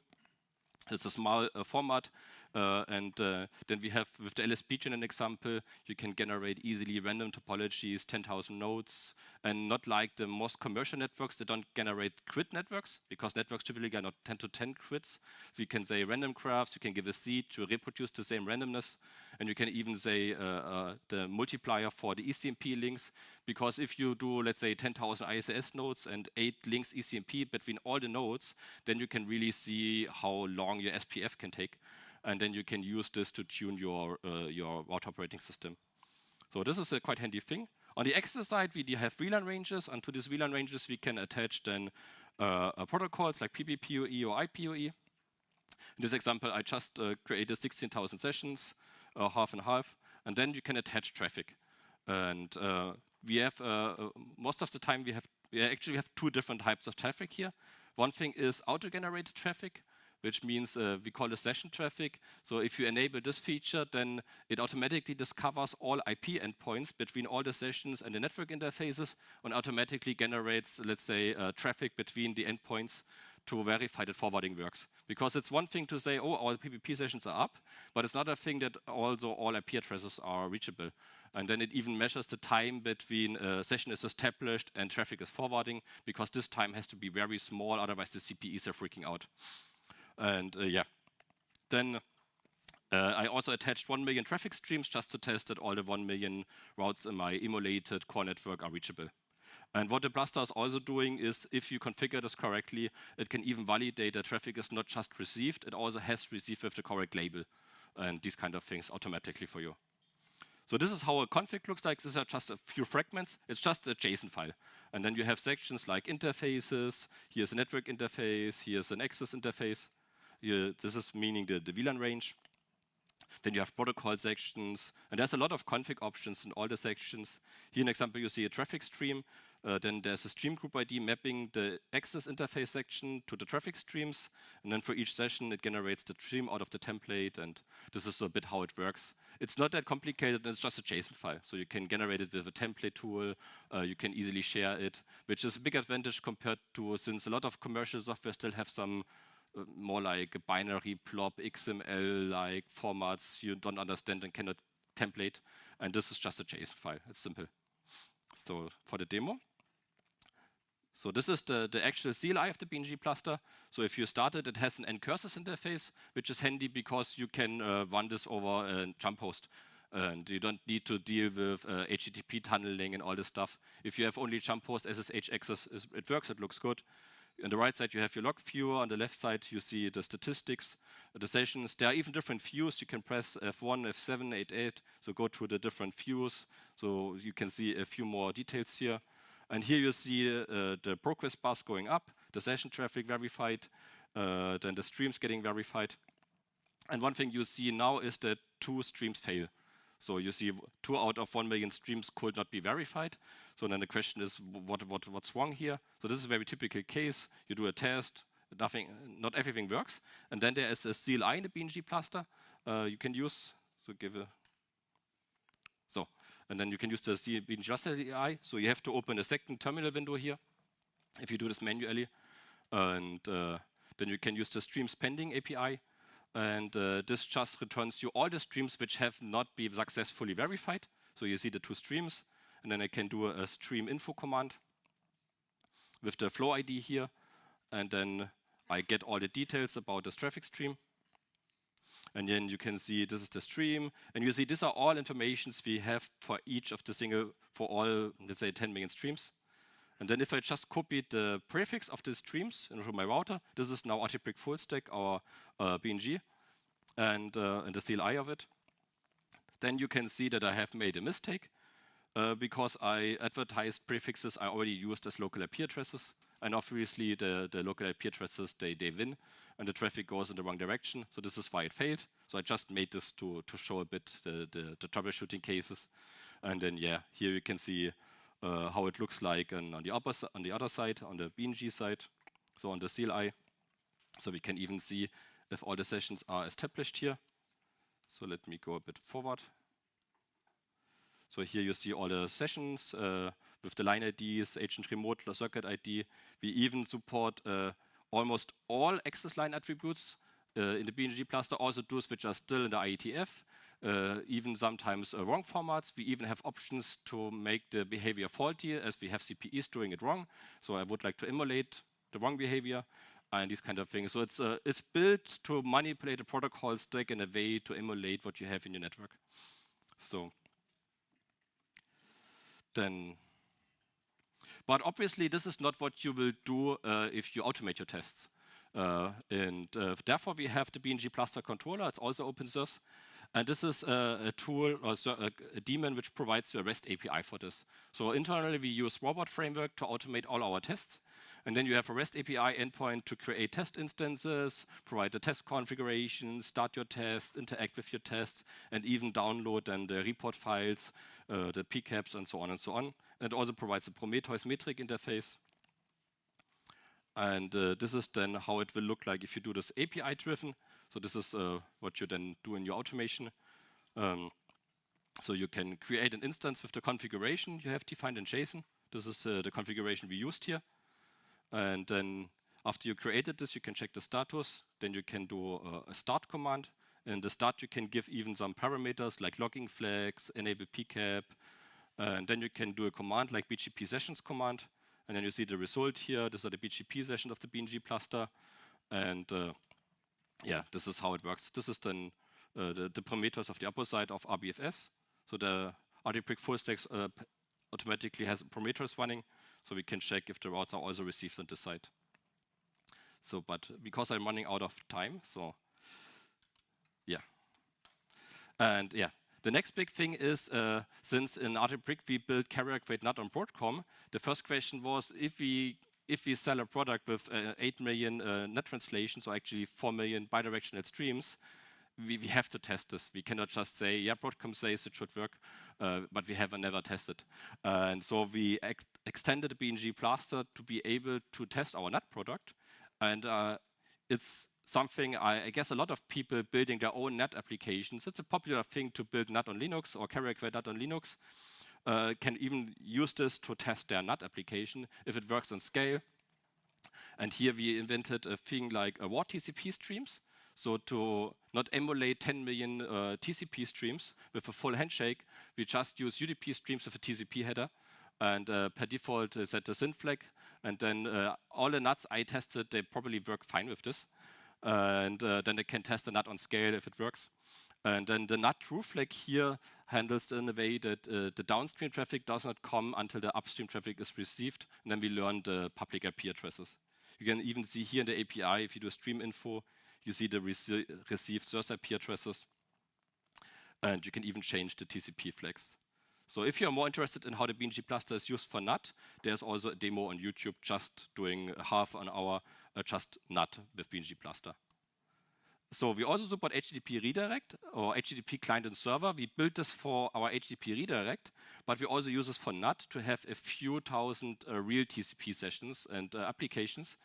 And here the HTTP server also returns the received public IP in port. So in your automation, you can check the HTTP client result, and then you can even see if the IP address has changed and if this is the expected IP address and port in your automation with real HTTP traffic. This is how it looks like with DBTK. So here you see in the link section how you can define this, how you can configure CPU pinning or the threads per port. So you can configure this all on the port level. To say, okay, if I have unidirectional traffic, I give on one side a lot of TX threads, but on the other side only RX threads, so you can configure this very flexible. So who is using the BNG cluster? The BNG cluster is used by leading network operators and network hardware and software vendors like us. It's used by Deutsche Telekom AG in their Access 4.0 project. It's used by WOPCOM with its head Glasfaser Nordwest, and a lot of customers all over the world I could not name because I wasn't able to ask them. But those customers, they give me the permission to show them here. So, but it's globally used. I guess one of the first customers reached me was in Africa. They was very happy because XDR was way too expensive and Spyware and all the others. So they're even in Asia, it's very popular. And yeah, a lot of people use it. And yeah, how to start with the BNG cluster?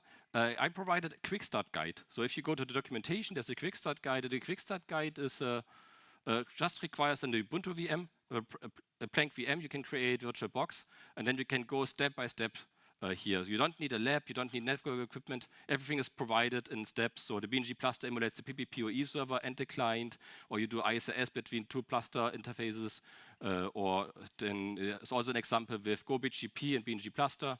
So just that you become familiar with the configuration, the APIs, how to use it. In an environment you can all have.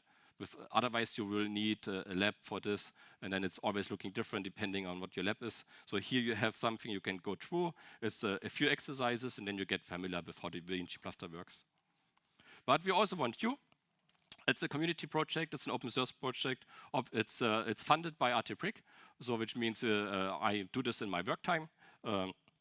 But obviously, I would be more than happy if there are contributions out of the community. We also take tickets from the community seriously and work on them. There is a mail alias, there is the BNG cluster, GitHub webpage, and we also have a matrix space for this.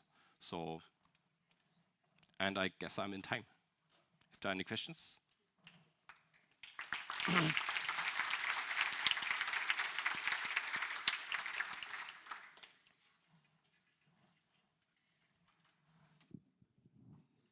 There must be one. Are you all sleeping after the food?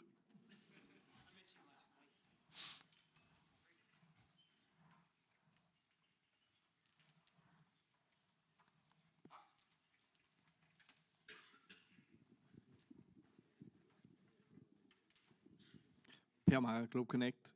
Just one question. Why are everyone not using this? It sounds like the perfect system, and this is the first time I hear of it. Sorry? This is the first time I hear of this system. Why are not everyone using it like Wireshark? Is that your marketing department? Yeah, I guess one thing I realized is the name was not, the name BNG Plaster implies for a lot of people it's just for BNG testing. And then if they have not a BNG, they oversee this project. This was a big mistake in this project to name it BNG Plaster. And now, in the beginning, it was just a BNG tester. But now it's a complete router tester. And all the non-BNG folks, they just skip the web page. Oh, it's BNG. I don't have a BNG. Yeah, this was a big problem here. Yeah. So, but I would not rename it.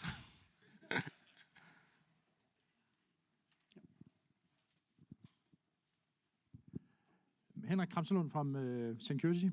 So looking forward, what would be your on your wish list for the next hardware that you would use for next step testing? I guess the next platforms will be bigger. So what will be the wishing list for the next PC for running this? Oh, okay. Yeah. What I see definitely is I see a big advantage of having single core performance. So it works very good in gaming PCs because you have a high single core performance, and having a lot of cache still works. So the normal PCs work very well. And as all network close applications, it works better if you have just one NUMA node. Otherwise, you always have the problem if your application runs on NUMA node 1, your NIC is on NUMA node 0. Yeah, these kind of things. So, but it's like you have to deal always with DPDK and other stuff. It's the same requirements. But I'm quite happy with normal hardware right now to test. So next big thing is more like from the NIC vendors. I hope that I can get better smart NICs, which are easier to do RSS. Yeah? Oh. I left too early. No problem. I bought some DPU2 NVIDIA Mellanox cards. Have you looked into those? It's on my list to do it more. Because with Intel, we have some issues. So next step is to look if Mellanox performs better here. Okay. Yeah. If you want to try some, let me know. We can. Yeah, maybe we can talk later. Yeah.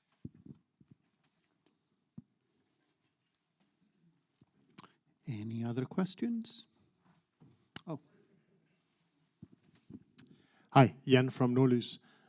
When running the test with traffic, do you support testing with different packet sizes as well? Yes. Yes. Yeah. How about setting DHCP or 802.1p markings if you want to test? Yeah, QoS also setup? supported. Great, thank you. Great presentation.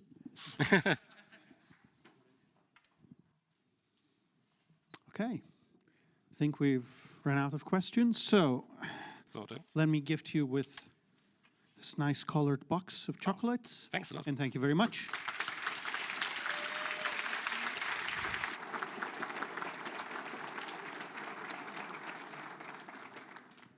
So next up is Thomas Rasmussen.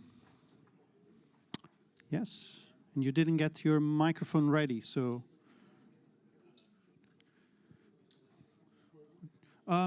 Well, you can use this one. Otherwise, you needed to go there and get Nobody told me earlier. We said it this morning. Not to me. I am fine with a handheld microphone. Yes, I am. And some slides. Fantastic. Okay, hello everybody. Thank you for having me, and sorry for being a year late with this talk. It was scheduled last year, and I've got a flu or something. So I thought it was better to stay away, which also gave me the chance to mature the software a little bit and present something much more feature complete and ready for prime time today. So I'm going to talk about Prometheus and DNS exporter. Can I switch slides with something here? This, maybe? Yes. How? Ah, great. So I'm gonna talk about Prometheus and monitoring DNS servers. DNS is something I spend a lot of time on. I run DNS servers myself, and I'm a bit of a DNS nerd, so it's something close to my heart. And also, I really like Prometheus as a monitoring system. I even talked about it on DKNOG 5 years ago. And this project is kind of a combination of my interests. It's kind of the perfect project for me. So I'm going to go through why and what it is and how to use it, and why I think we needed something like this. So my name is Thomas. On the internet, I'm called Tygling. I do a bit of everything. I'm a programmer at my day job and do Python mostly. And I'm pretty happy with that. I've also worked at ISPs, done networking and firewall stuff, and I've been a sysadmin and still am. But I'm pretty comfortable writing code. Like I said, I'm a DNS nerd. I've been running uncensored DNS, which is a uncensored DNS service, of course. Recursive, publicly available resolvers since 2009, back before Google DNS and Cloudflare and Port9 and all the big players that entered the space over the last decade.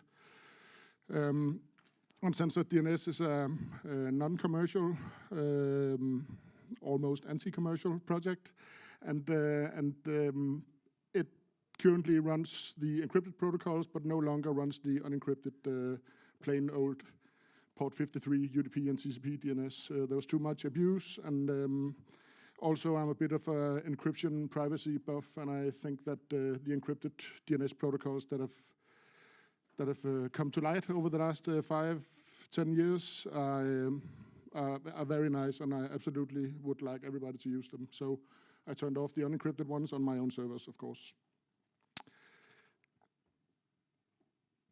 DNS servers are notoriously under-monitored. If you have your own DNS servers, you probably have some sort of monitoring of, sorry, I'm sweating, it's hot in here.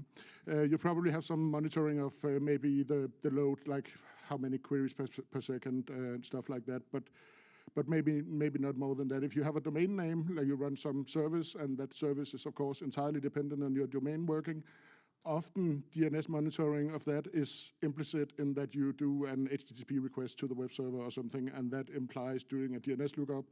So DNS isn't actively monitored, it's kind of monitored as a byproduct, which means that when DNS breaks and your monitoring starts yelling at you, you have to spend time figuring out that it is actually DNS. I know it's always DNS, but you have to spend additional time you don't have figuring out that is the actual problem. DNS is very under-monitored, and I want to fix that. And since I love Prometheus, I wanted something in the Prometheus space to do DNS monitoring well. So, an idea. I had been using a library called DNS-Python, which is a very comprehensive Python DNS library. It's a stub resolver, and it can do almost anything you want to do with DNS. And I've been using it for a few projects, and it's a nice, well, high-quality library. Prometheus has a Python client library that makes it easy to instrument stuff when you are writing Python code. And I thought combining those two and building a Prometheus exporter out of that seems doable. It seems almost easy. It wasn't, but it seemed to be. Black box exporter, which is a component released by the same people who do Prometheus and Alert Manager, like the core Prometheus team.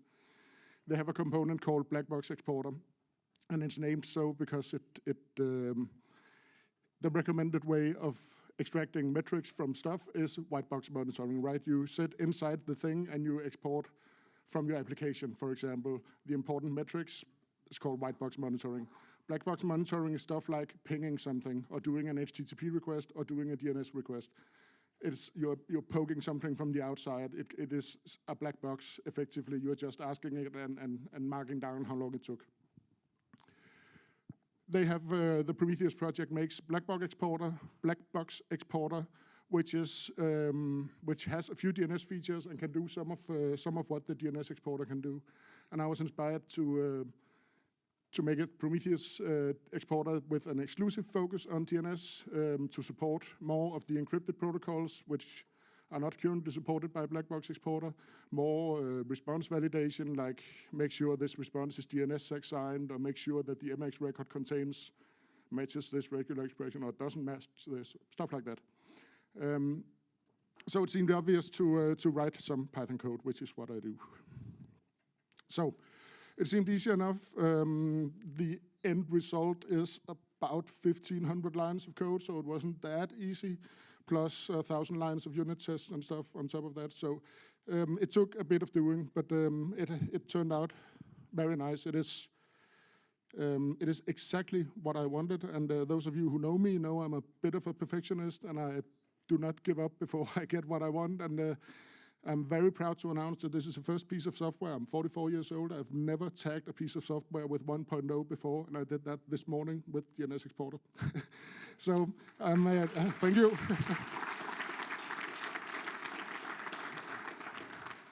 There's a weird mental barrier about 1.0, right? Because you kind of don't want to go there, because what if I need to change something? But I did it this morning, 7 a.m. or something, and of course I'm bound to find a bug in 10 minutes or something. But anyway, it's out there, and I promise not to change any major things. So if you start building dashboards now, you can expect them to keep working, even though I fix little things here and there. So the DNS exporter. I'm going to go through installing and configuring it. Then I'm going to show some dashboards, tell a few stories about monitoring metrics, and we should be good. Then we're almost on our way to social already. So installing it is easy as with all other Python things. You can install it from pp using pip or whatever you prefer. And if you are the container type, you can use the Docker container, which is also available. It's the same software, it does the same thing, and it is not a hugely complex piece of software. It is very well linted and well formatted and stuff, so 1,500 lines of code is probably more like 500 if the linters weren't so aggressive these days. So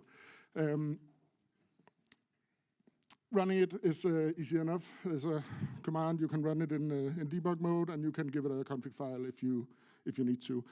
Config file is not strictly necessary. It works fine without, but some of the more advanced response validation is too fiddly to put in a query string in HTTP, so you put it in a config file on the server and load it, and then call the module from the Prometheus scrape. Okay, so the DNS exporter is, like the black box exporter, what is called a multi-target Prometheus exporter. For those of you who know Prometheus, usually you configure a scrape job in Prometheus, it goes over HTTP, hits some endpoint, is presented with some metrics in a text format, ingests that in the time series database, and that's it, then you have metrics. I should have brought my phone, I have no idea how much time I have. Thank you. Okay.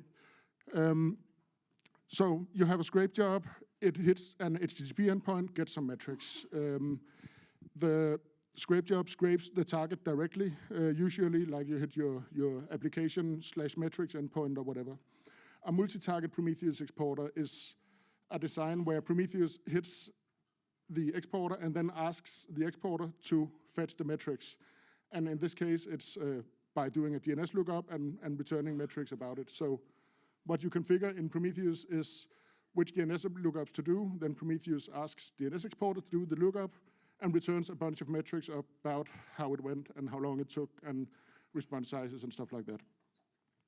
So for each lookup you want Prometheus to do, you can configure stuff like query type, query name, you want an A record or a MX record, you want example.com or DKNOG14 or something looked up. You can configure it to use a proxy or use eDNS or padding or configure the timeout. Or if you use DIG, you know there's a shit ton of options for DIG to make it do different stuff with DNS. It's basically the same thing, because while DNS is on paper pretty easy. You do a lookup and get a response back. It is hugely complex under let's talk about the DNS camel and the straw breaking the camel's back, because every RFC is another layer of complexity on top of an already incredibly complex system. So there's a lot of options. Don't let that scare you. Most of them have sensible defaults. There's 2 settings with no default: the server to ask, like 8.8.8.8 or whatever you want, and the query name, like what are we looking up? It defaults to looking up an A record and defaults to doing it over plain old UDP port 53. Like I said, DNS Exporter supports also TCP and the encrypted protocols, DNS over TLS, DNS over HTTPS, and DNS over QUIC. And I certainly hope that all the ISP resolvers in here support the encrypted protocols as well. It was actually my intention to use my new NLNOC ring node to poke the Danish ISPs in here's DNS servers and name and shame, but I sadly didn't have time to get that done. So you're safe for now, but I might come back next year. And okay, so you configure your scrape jobs in Prometheus. For this event, I configured. If you go to the DKNOG site and download the presentation, on the one of the last slides, there's a link to a publicly available Grafana that you can click around in, and I'm excited to see if my server catches fire when 200 people does that at the same time. But you can go to, what is it called, dnsgrafana.tuktek.dk, or find the link in the presentation, and find the DNS Exporter dashboard where I configured scrapes of DKNOG.dk using a bunch of public resolvers. It's only been running for 24 hours or something, but it's using Quad 9 and Google's DNS and Cloudflare's DNS and uncensored DNS to look up DKNOG.dk, the SOA record and the MX record, and then it registers metrics about it.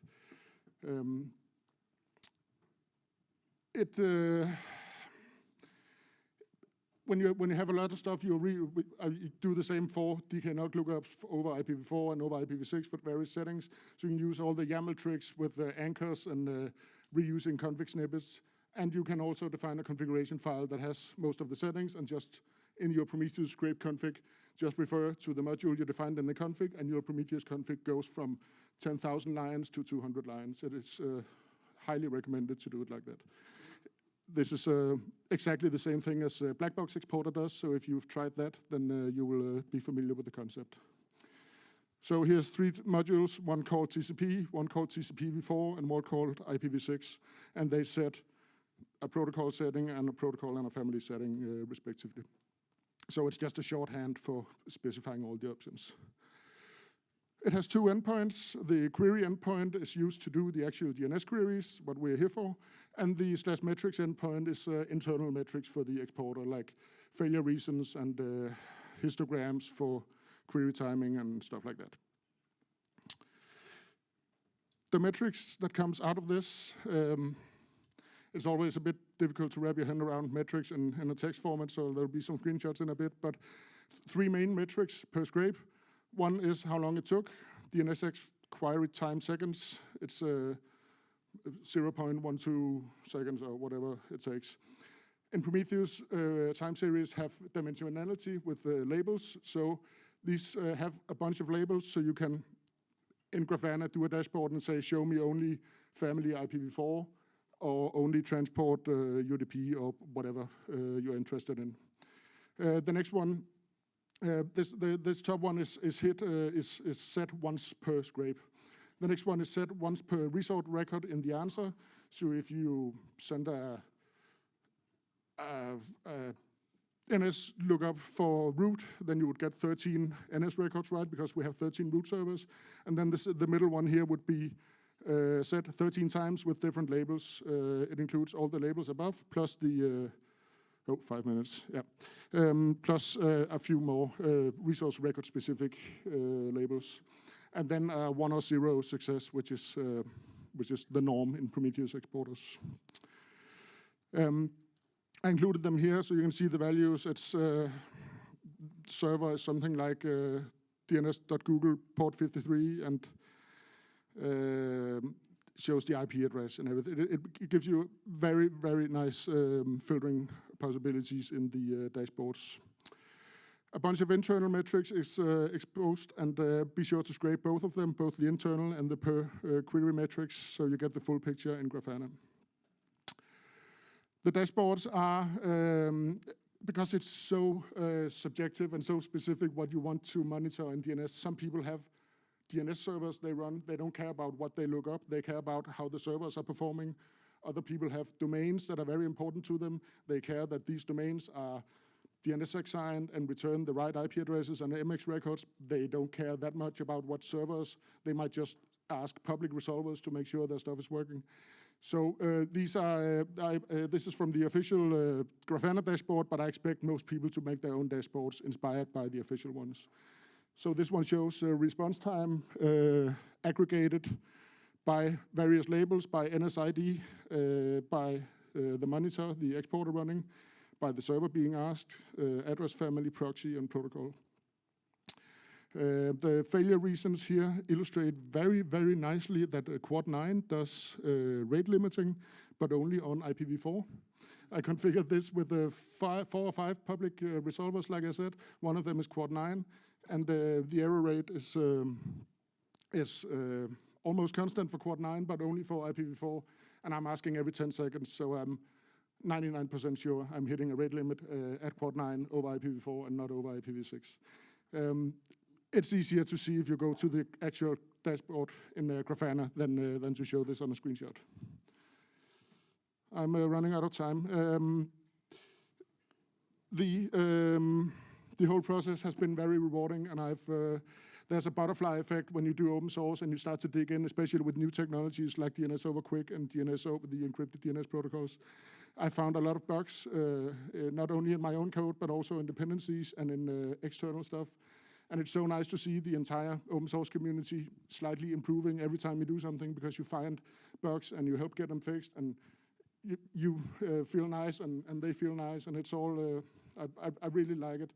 I found a certificate validation thing in the QUIC code in DNS Python that is being fixed in a dependency of DNS Python. They accidentally append to the CA store rather than replacing it when you give it a custom CA path.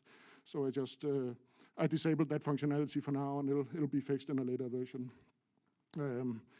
I added a patch for proxy support for DNS Python for the QUIC protocol, because that didn't work and I needed a small change.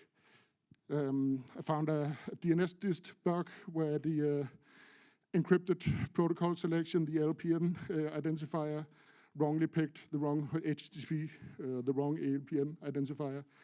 And and I got my first pull request. Some dude sent a small fix that makes sure we send content length always. It's so very nice to, and he even said, thanks for putting this tool together. It's exactly what I needed. It is so incredibly rewarding to get those messages. So yeah, so if you use some open source software, be sure to tell the people who made it that you like it. I included some links here. You can find the slides, like I said, on the website, and there's source code and documentation and dashboards and all the stuff you need. That is it, actually. I told you about uncensored DNS. Use it if you want. Come to me if you can run a node. I really need more nodes. And finally, join us at Born Hack. It is always great fun. We don't have time for questions, I think, but I will be here, and please come find me if you want to ask about anything.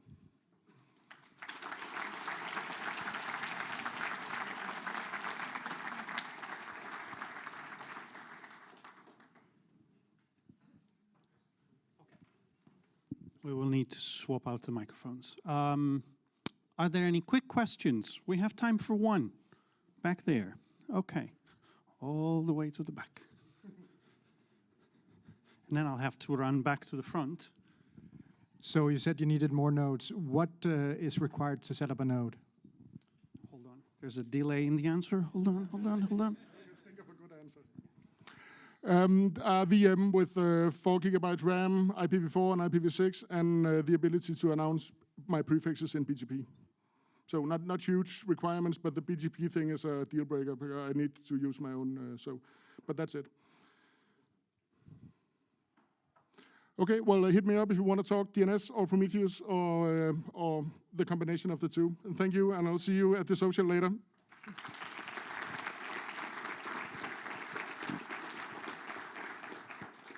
So now, to conclude this session, we have Nina. talking about net flow. So another kind of measurement in a way. Once again. Once again. Hello, thank you. And yeah, I am between you and coffee, and that's very uncomfortable. But we'll see if we can get through it. And here is the clicker. Right, so thank you again for letting me come here and speak to you. I am Nina.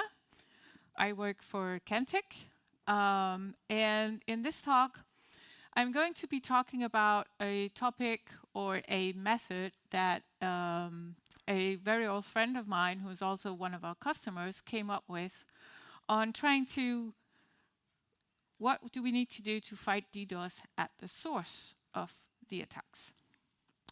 So the whole topic is looking at spoofing and looking at the DDoS attacks that are reflection attacks. What we claim, Aaron, and the very dear old friend of mine is Aaron Weintraub from Coherent. So he is basically a method of his that he does in his day-to-day job that I'm going to be talking about today, and that he told us about a couple of, well, I think sometimes last year. So first, a quick recap. I know most of you in this room will absolutely know more than I do about reflection attacks, but for those who don't, we'll just give a brief overview of what we do. So what happens is that somebody decides to attack, and the way they do it is they send thousands of requests with spoofed IP addresses. So they send it to DNS servers that are not patched, or NTP servers, or other types of servers that gives replies. And then the reply is not sent back to the origin of the request, but to the spoofed IP address, which is then the target of the attack. So that is in short what is going on. And many enough of that does it, and you get a degraded or unavailable service. So one of the largest ones that we've seen of that, and somebody might correct me if this is not the largest one, is a reflection attack that happened to Google Cloud in 2007. And they told us that that attack originated in 4 Chinese networks, and it's these ASNs.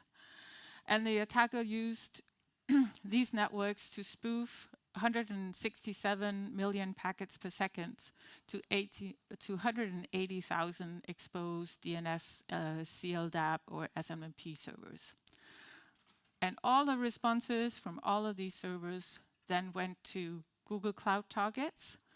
And at the peak of the attack, they were seeing 2.54 terabits per second, which I think we all can agree in 2007, but also today, is a massive amount of traffic for a DDoS attack. So what can we do to prevent this problem? Well, one is make sure that the servers are as up-to-date and as hardened as possible for receiving the bad kind of traffic, or eliminate the spoof traffic on the network, which is using technical means like BCP38. And finally, which is what Aaron has been thinking about, what to do with the rest, with those who do not engage in, or with those who do not want to implement or can implement BCP38 or anything. And what is BCP38? Let's just make a recap of that, especially if I press the right button. So it's basically source IP verification. So it checks when a packet arrives at an interface, it checks, is this packet allowed to arrive on this interface? And you can implement it different locations in the network depending on what type of network you are. So if it's an access network, where there's definitely no downstreams or anything, you implement this on the interconnection down to the end user. Or you can implement it on the edge to the neighbors of that network. Or if you are a transit provider, it is on your customer interfaces that you need some sort of source IP verification. And the different types of those is the SRFP, which is the strict one. And those only work when you have symmetric routing. Or you can do the feasible reverse path forwarding, where the check is, do I, on this interface or on this router, do I have a route to this address or not? And if you do, you allow the packet, or otherwise you do not. This works for ISP networks, but there is a risk of blackholing, and that's why some people do not want to do it. Because if somebody downstream is using traffic engineering by retracting their prefixes, you might blackhole the traffic. And finally, you can keep access control list on your interfaces. But again, here, even though we automate a lot, there's a lot of maintenance. So these are all the good excuses that people have for not doing this kind of check and for allowing spoof traffic in the network. So what Aaron came up with, or what Aaron is doing, is that he says, well, I have NetFlow, so I can use that tool to figure out when do I see spoof traffic coming into my network, and then basically go and yell at the people who allows it to come there. So I'm going to go through the method that he's using in the tool that he has. First of all, you have two steps. You find the spikes of traffic from customer networks to large destination of IP addresses that are using ports that are usually abused. So that's the first identification you need to do, figure out what are those ports, and then go have a look at your traffic and see, do I see any of those suspicious spikes? Then when you see a suspicious spike, you go drill down to the selected UDP ports and then look at the source IPs for that traffic and figure out what ASNs do these source IPs come from. So let's have a look at that in detail. So the first query that you run, and I hope that you can see what is on the query screen, otherwise we have tried to spell it out in text. You go only to have traffic from external of your network, only packets directed to the commonly abused reflection ports, and look at spikes when it comes to number of packets, not volume of traffic. Because here we're looking at the request going to the servers and not the actual attack traffic to the target. And then the number of unique destination IPs, which should be big. Group it by customer and device so that you know where that traffic is originated, and then run the query.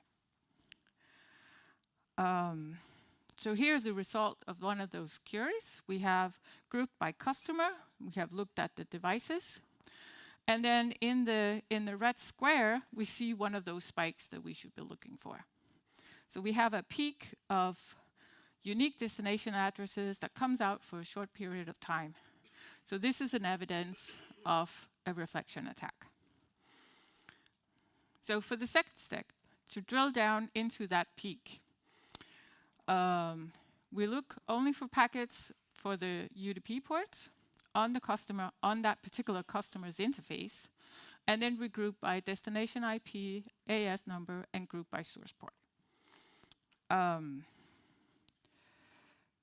And still, we're looking at the packets per second and the unique numbers of destination IPs. And I think we have a mistake. It should be source IP and ASNs and not destination AS. Sorry about that. Because then we have a result of that query here. And we're looking at IP addresses, and we're looking at the ASNs that they're coming from. So you see the top talkers here is Beeline in Kazakhstan, it's OVH Cloud, it's Microsoft, it's Verizon. And then you have to ask yourself that question. For this particular customer I have here, does it make sense that they have Microsoft or Verizon or Beeline Kazakhstan as their downstreams. You can even go and use some of your favorite tools to have a look at whether that customer might have a customers that are those networks. Or you can use your common sense, or both. But the likelihood is that that probably does not make sense, and this customer is allowing spoof traffic to come to your network. So then you go and you call this customer and say, hey, what the fuck are you doing? Or maybe you're more polite. And this is a little bit of what Aaron has experienced, is that the customer is sort of like, okay, I'll stop doing it towards you, but I'll send the traffic somewhere else. And or they can say, well, this is not those are not my addresses, so you can't make me responsible for sending this traffic. And network engineers are in general overworked and don't really know what to do. And I think Aaron have even created a bingo card of the excuses that he has gotten. So here is amplification pure response bingo. Our routers can't do RCLs, so we can't do this. I have called my customer and told them they're bad. This is the wrong time zone, so this is not our traffic. Or whatever. So what we're here for to do is that we would like a call to action. Please go out and do this. First of all, protect your own network and implement whatever you can implement of anti-spoofing means. If you run a network and you have downstream customers, make sure that you monitor what your customers are sending you if they're using spoofed addresses. And if they do, please reach out and teach them. You can send them this presentation if you want, or a link to the video or whatever. But just make sure that you will not be one of the people on the anti-spoofing bingo card. So, with that, questions, comments, or coffee?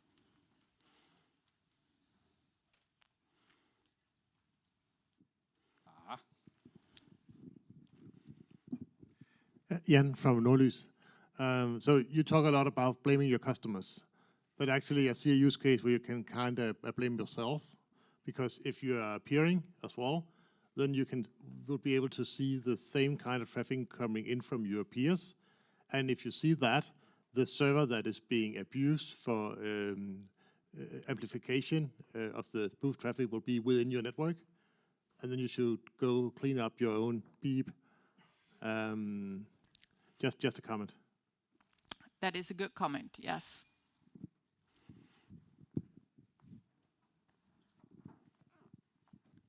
All right. Well, early coffee this time. Thank you very much. Thank you.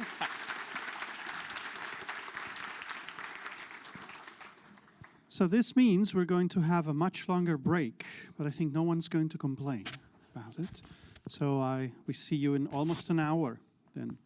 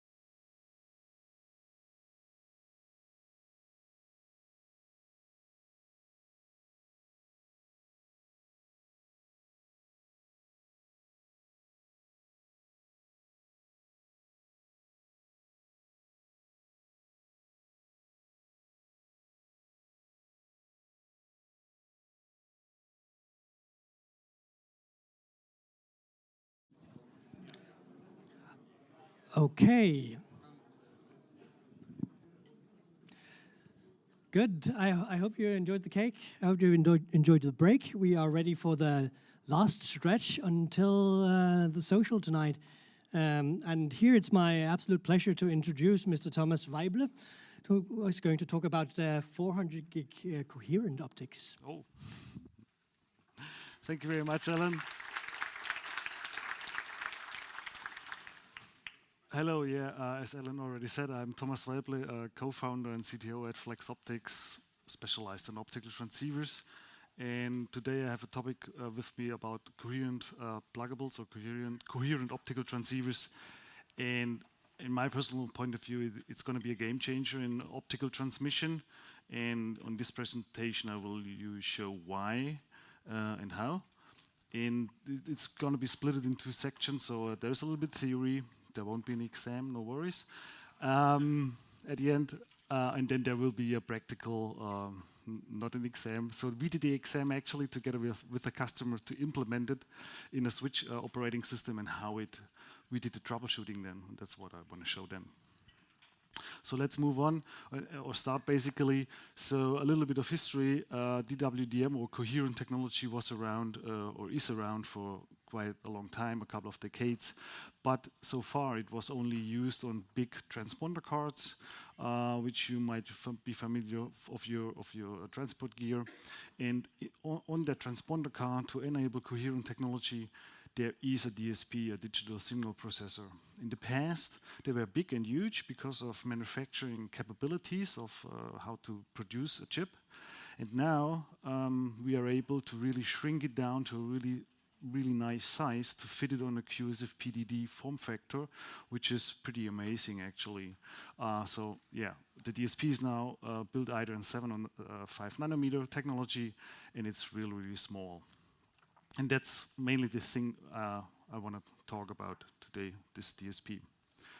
So, but where are we coming from? First of all, light has a couple of capabilities, and so far until, let's say, 40 gigabit, we only used one characteristic, the frequency.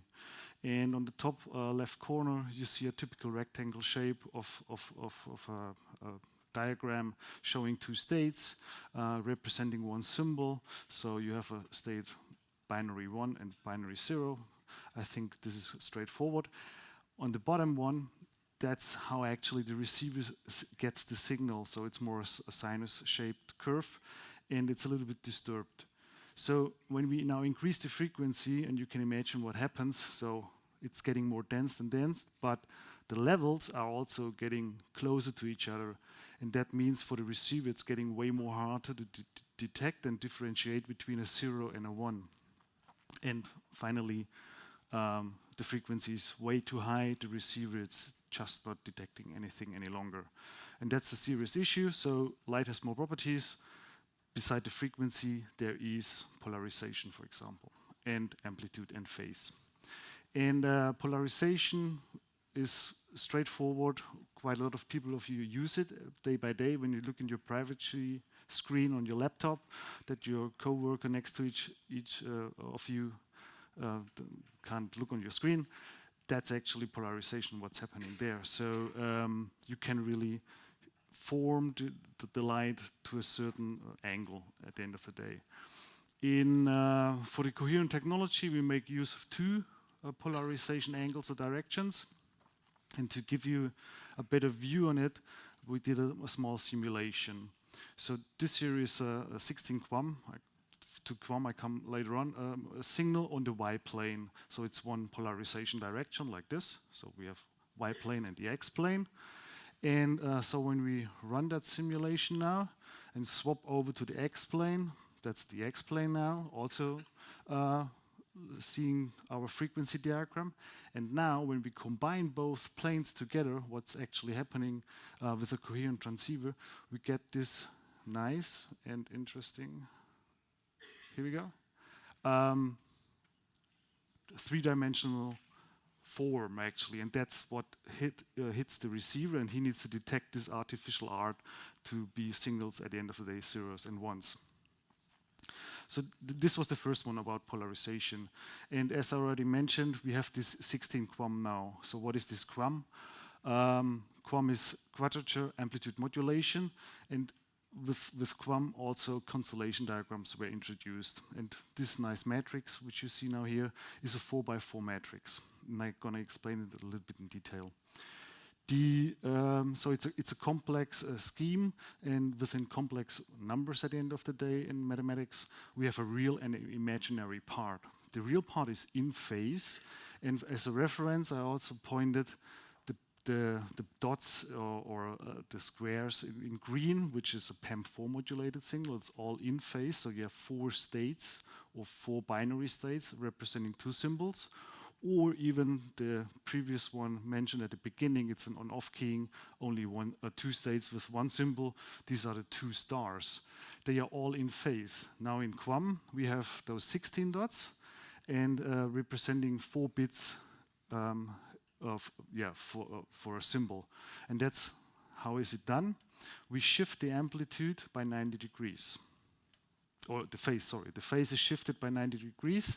And to give you a better understanding how this can be done, I took an example of the real world or the analog world. So that's an optical rotary encoder, typically used in servo motors to find the position. So how does it work? You spin the wheel and you see this, you can encode the zeros and ones with the cuts actually, the cuts in that wheel. And then you have 2 detectors. So the first one is the real part, you detect there's something, and then just physically moved a little bit later, there's the, I would call it now the imaginary part, a second detector. And we sample at the same rate, at the same time always that signal. And then you get something like a 90-degree phase shift. And the same happens in a coherent transceiver as well. We can do a phase shift. For sure, there is not a wheel inside. But yeah, this is more an analog example to understand the real and the imaginary part. Having said that, within coherent transceivers, another thing is very, very important now. It's the signal-to-noise ratio. So what is the signal-to-noise ratio? It is actually the ratio between your actual data and the noise which is on the line. Good comparison is like here in the audience now. You can hear me clearly and without any issues because you're very quiet. This is a good signal-to-noise ratio. And if I would do the same presentation in a football stadium where everyone is cheering, the SNR would be horrible bad. And yeah, it would be difficult to understand me. And now coming back again to the 16 QAM constellation diagram, and we look at the SNR now, you also see the difference there. So the SNR of 30 dB is a really clear shaped constellation diagram. The receiver can detect each 16 dots pretty easily and differentiate between them. If the SNR gets a little bit weaker, the dots are not real dots any longer, they are a little bit blurring, and now at SNR of 5 dB, it's just though, you can't detect anything there. And yeah, that's important here to know. That's so far about the theory. So what did we do in practice? So we took a QSFP DD, plugged it in Nokia gear, which is operated by DKNOG in Germany, and we were looking at the implementation of on the SROS, how they use the coherent parameters, and I'm going to show them now. And we were just running one command, it's the show port command, nothing else. The first page, and there are 3 in total for the show port, is mainly the characteristics of the transceiver itself. It is a fully tunable DWDM coherent transceiver, and you see the min and max frequency. Here it's shown in megahertz. Typically we use terahertz, which makes the numbers a little bit smaller. So saying that these are 191.3 terahertz at the low end and up to a max frequency of 196.1 terahertz. Or in other words, channel 13 to channel 61. That's basically it. The transceiver is currently tuned to channel 23, and it is capable not only to support the well-known 100 gigahertz grid or 50 gigahertz, but also slices between like 75 or 25 gigahertz. So these are the capabilities of the transceiver. Then the next one, you should be familiar with that one so far. It's the diagnostic monitoring, and I hope everyone has implemented it in his NMS already. For sure, TX and RX levels are shown there, but I highlighted the temperature. And why do I highlight the temperature? The reason is just pure physics. So a transceiver is basically taking power and converts it to heat and a little bit a portion of light. And that's the ratio what we're seeing here. So when we feed in 17 watts, and that's the actually amount a coherent transceiver can draw out of your switch port, it's ending up of 16.999 watt of heat and only a little portion of light. So those 0.001 watts is 1 milliwatt, being 0 dBm, which is actually a high power level for light in a DWDM system. And it is important to mention the temperature because not every switchgear and router gear out there is supporting those 17 or even above watts on each single or dedicated QSFP-DD port. So you really need to go through the specs. If it's able, some vendors call it the high power mode, to provide that much power on a port, and sometimes they shut down every second port, for example, when you enable the high power mode, that you provide that power. So your 32 port switch is at the end of the day a 16 port switch. This can happen depending on the specs, how much power you can feed in, and way more critical, how much heat you can get out of that one new chassis, for example. And now, coming to the coherent parameters, this is like the juicy part. So I'm gonna go through them step by step now. The first one is the RX channel. This is new now. Previously, for tunable DWDM transceivers, like in 10 gig, you only did the tuning on the TX side. Now you have also locked the RX channel or the RX side to that channel as well, that the local oscillator inside of the transceiver is getting that frequency and knowing how to interpret the signal. There is no detection or sweeping, so we can't detect the channel. So you really need to lock the RX channel to the transmitting or matching to the transmitting channel from the counterpart interface. And the second one is dispersion. And we do have two types of dispersion. The first one is chromatic dispersion, typically in a range up to 2000 picoseconds. And the great thing about the coherent transceivers is they can compensate this dispersion. So there is no dedicated chromatic dispersion needed any longer. You can do it with the DSP to compensate that. And you see this on the lower part where we show the chromatic dispersion. That's the actually measurement. So we can even measure the dispersion on the line. And if you do the math and you know the characteristic of your fiber, so in this case we had 220 picoseconds per nanometer, and we had a G6.52D fiber, which has roughly 10 picoseconds per nanometer per kilometer. And if you do the math, you would end up at 22 kilometers, which is not true. The fiber actually was 15 kilometers in that scenario. And then we tried to figure out why. We couldn't figure it out because we should have seen there roughly 150 picoseconds per nanometer. So we did the counterpart test. We made a back-to-back link with just a jumper cable of 2 meters, and suddenly appears 80 picoseconds per nanometer there, and we have no clue where it's coming from. So there is somehow an offset, but at the moment we don't know where this offset is coming from. So this one was a 15 kilometer fiber. Beside the chromatic dispersion, as I mentioned at the beginning about polarization, it's not only the chromatic dispersion is basically the change of your signal while it's traversing on the fiber, the velocity. And now we can also have this with the two X and Y plane, with those two planes, that they change their speed levels while they are traversing on the fiber. And that's measured or shown as the different group delay. And here we have 2 picoseconds. And when you look in the specs, you can compensate up to 10 or 20 picoseconds of different group delay.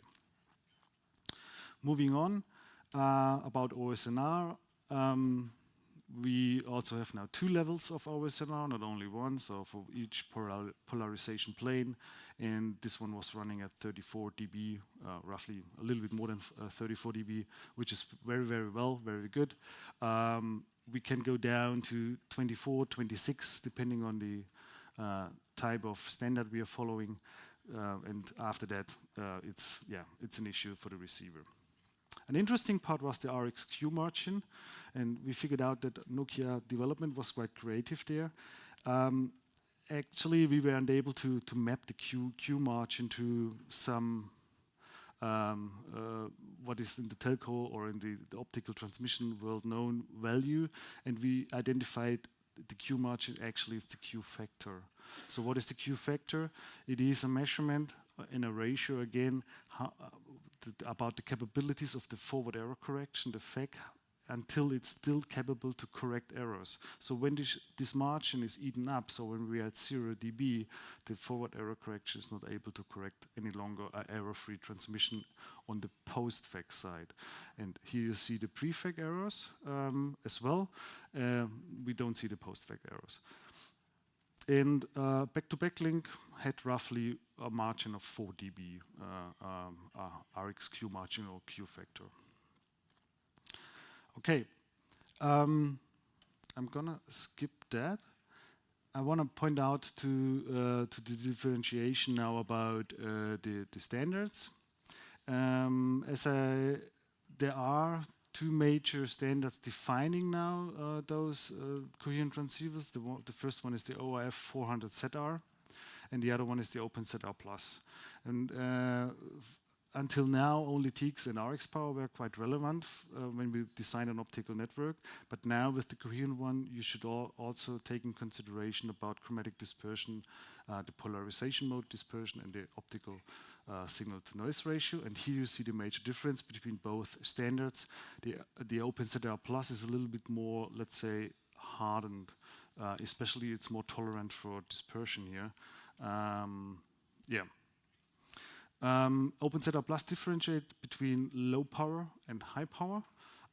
This is the 60L for low power and A version A, and 60H for high power. I said at the beginning that the coherent technology with the DSP inside is somehow a game changer in optical transmission.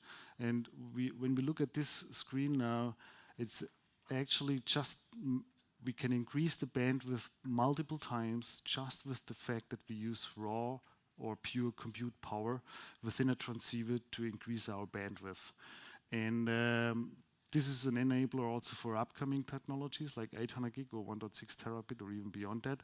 For sure, there are other mechanisms as well to do so. For example, increase the frequency again. So on the bottom line, on the x-axis, you see the frequency on the electrical side. And we are currently at 50 gigabaud running there already. So we could do 100 gigabaud as well, and that's also an intention. But just and this is quite difficult to implement as well. But with the compute power of the DSP, it seems to be way more easy to increase the overall bandwidth of a pluggable. This brings me almost to the end of the presentation. We did this test with Nokia gear, and we are more than happy to do it also with other vendors' equipment. If you have something, let us know, give us a ping, because it was a really nice workshop together. We learned on both sides, we learned quite a lot. When we did this with DKNOG. Thank you very much.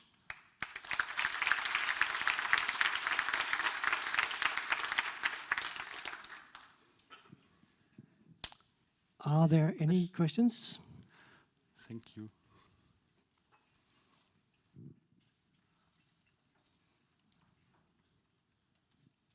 No?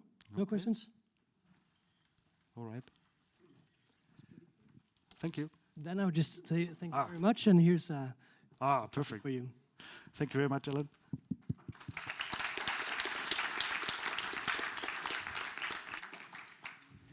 So for the people who have been studying the program intensively would have probably noticed that we made a small change to it, but the next speaker is Johan Beck, who's going to talk about optics again. Yes. Hey, everybody. So I want to thank the previous speaker, because now you're all experts in optics, or you've had a bit of an introduction. Can probably keep talking here for another few hours, right? When does the social start? Is it at... oh, it's 6, so 2 hours and 20 minutes. I better roll up my sleeves then. So, jokes aside, my name is Johan Beck. I work at Infinera, so been there 22 years. That's about as long as the company's been around.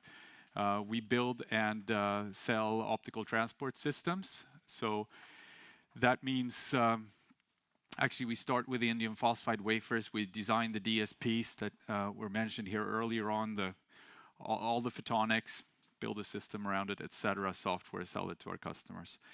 Let's see here. Where are my slides? Are they? Oh, but it's... do I press something or?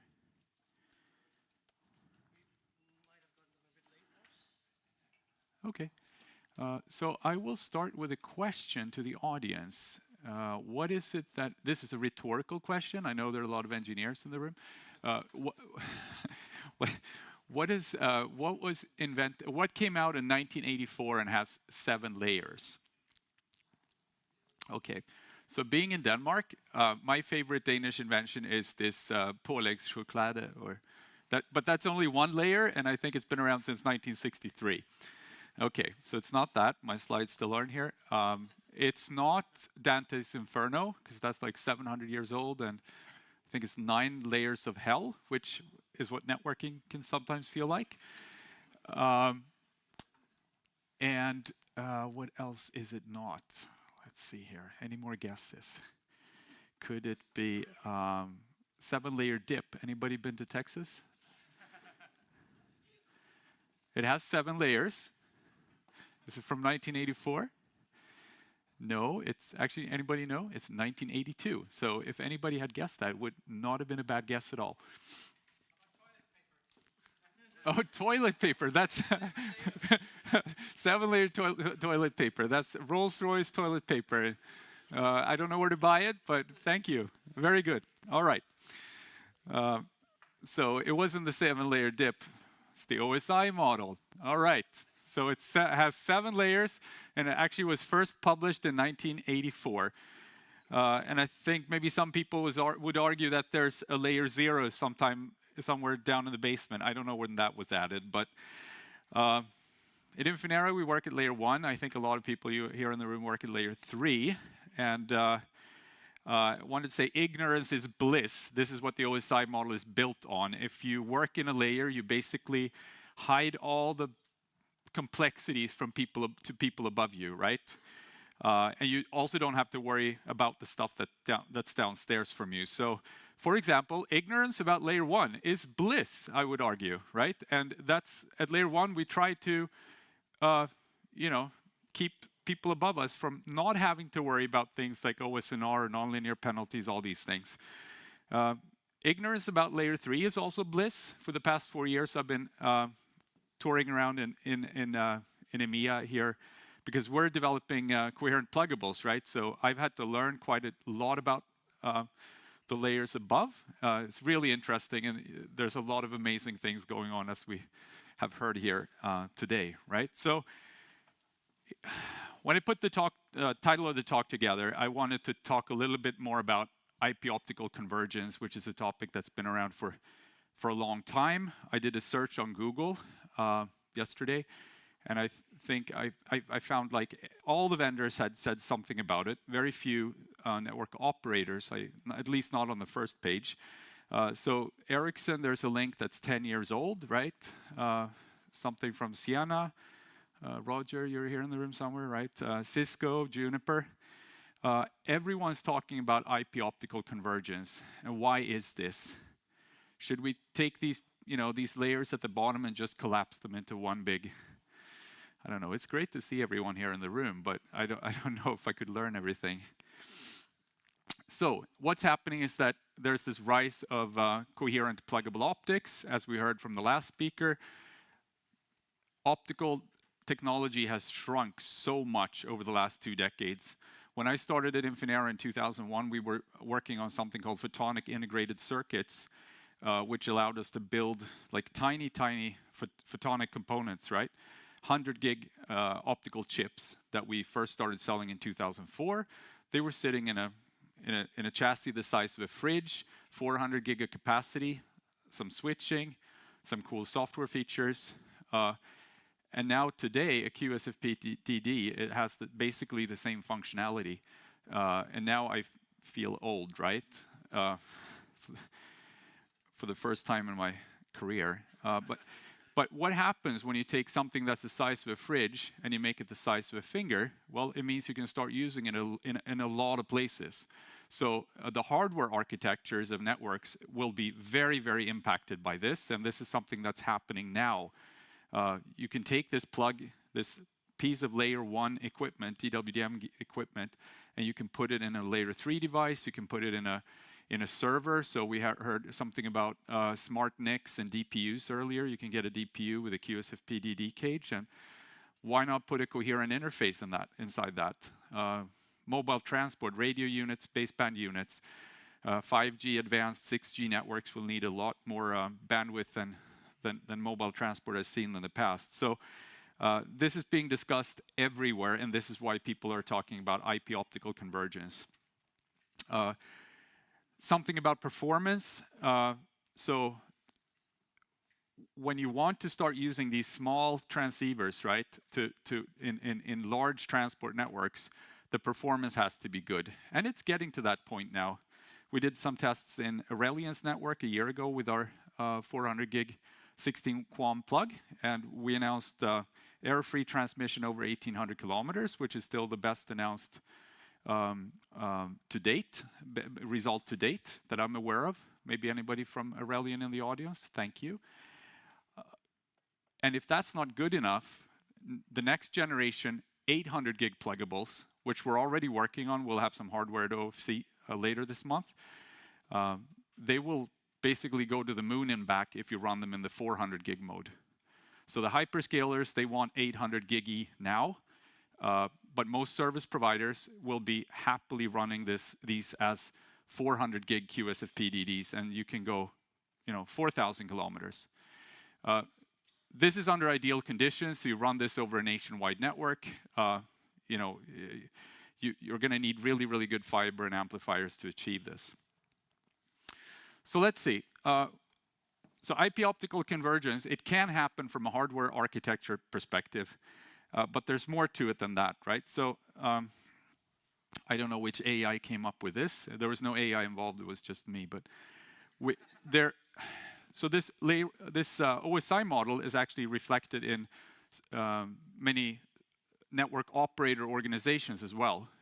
You have people who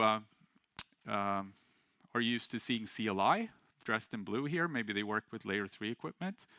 And then you have their transport colleagues. They manage networks in using very different tools with GUIs, there are amplifiers and things involved. And it's very hard to get these to talk to each other. They may sit in different cities, different offices. If they sit in the same office, they may not have lunch together.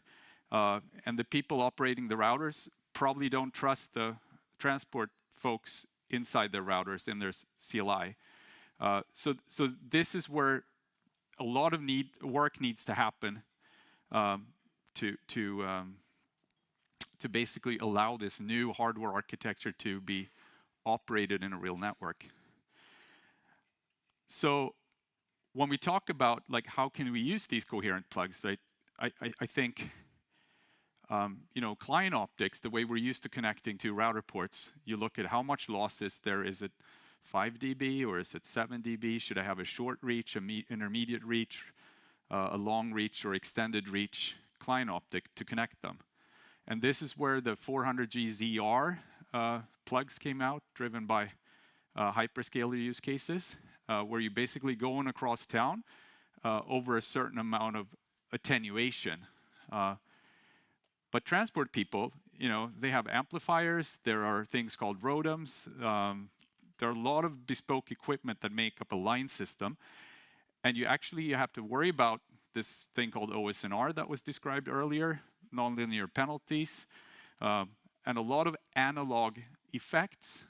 So what DWDM vendors like Infinera, what we have is we have an army of system engineers armed with network modeling tools that can sit down and tell our customers, like, this will work over life, and we guarantee that it works in your line system. We'll sell you the line system. We'll now sell you the plugs, because this is the way the world is going, right?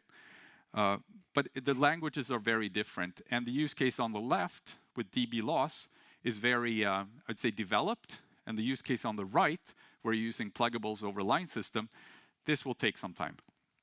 So people are proposing different software architectures that allows, let's say, an optical controller, or it could be a transport network management system, to talk to the plugs sitting in a router. So if you follow the green arrow there from the optical controller, it may have to go over to a packet controller that then talks to the router, and the router talks to the plug. And this becomes a bit of a Chinese whispering game. And you also have to wait for everyone writing the code for those boxes, right? The router OS, the packet controller, to implement new features. And features are being added very rapidly now in Coherent Pluggable. So I don't know, from an automation perspective, how many of these boxes do you want to go through, right? Looking at Alan, and from your talk in the morning here, maybe you want to bypass the packet controller if you can, right? So the packet controller doesn't have to understand, I don't know, modulation formats or frequencies or the information models that come with the new plugs. So there's a ton of discussion in the industry about how to do this. I'm not going to go into those details. But are there other ways we can do this? So if you look around, like the total ICT industry, it's not, it's a lot bigger than the networking. Cell phones, does anybody know that you can go into your cell phone and see which, there's like a hash star number of digits command you can type in, and it will tell you which cell tower you're connected to? Anybody care? I would expect a few people in here to care, but most people absolutely don't care. They want connectivity, right? They don't, but somebody at like Telia, they know which cell tower my phone is connected to and which time slot and frequency I'm connected into. So how can we make pluggables easy to use, so like cell phone? Provide fibered connectivity the way that we're used to getting wireless connectivity. There's also a thing called, something called Internet of Things. You think about it, it's small things, maybe battery powered, deployed in millions. There's a whole set of software already out there. You look at pluggable optics, they don't have a whole lot of power. They don't have, there's no screen, there's no keyboard. Why don't we try to solve the same problems using already existing tools, right? So that's what we've done at Infinera.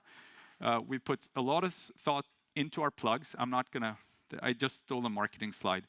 But we have a little, you can use this like any old plug, Coherent pluggable, using the standardized CMIS register-based info model, or it becomes a managed entity. So we have a little Linux stack running on the plug, IoT, very, very small. You can't do much on it, but at least you can plug it into your router and assign an IP address to it, and off you go, right? So what this allows us to do, something we can demonstrate today and have been doing to a lot of customers, is to basically let the optical controller talk directly to the plug inside the router. So don't worry, you can still use CLI to do the basics, what that you're used to, but you can tell your colleagues from the transport department that when you install that plug, it's going to show up, auto-commission itself into the transport network management system, and they can be rest assured that they can manage that wavelength as if it were a standalone transponder. So this is something, there are different ways of doing it, and you know, hopefully we can all be in a room and talk to each other if we work smartly together. So with that, I wanted to say that the social is here pretty shortly, right? And we'll be happy. We're here with our reseller, Itectra. They're based here in Denmark, and we'll be happy to take questions later tonight. Look forward to seeing you all. Thank you. Any questions?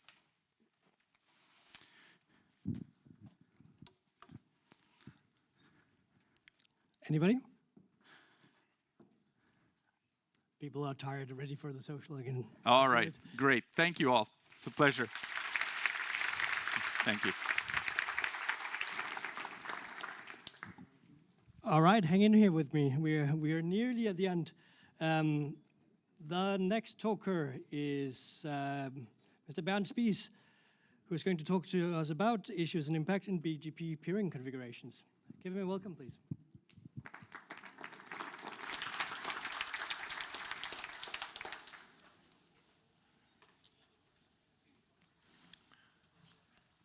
Yeah, thank you very much. I'm Bernd. I'm working for DKIX. This is my first DKNOG, so I'm missing the newbie sticker here. But thanks to the program committee for accepting my talk. It will be about issues and impacts on BGP peering configurations and the outcomes. So this is part of my daily business I'm dealing with the DKIX customers, and they are doing.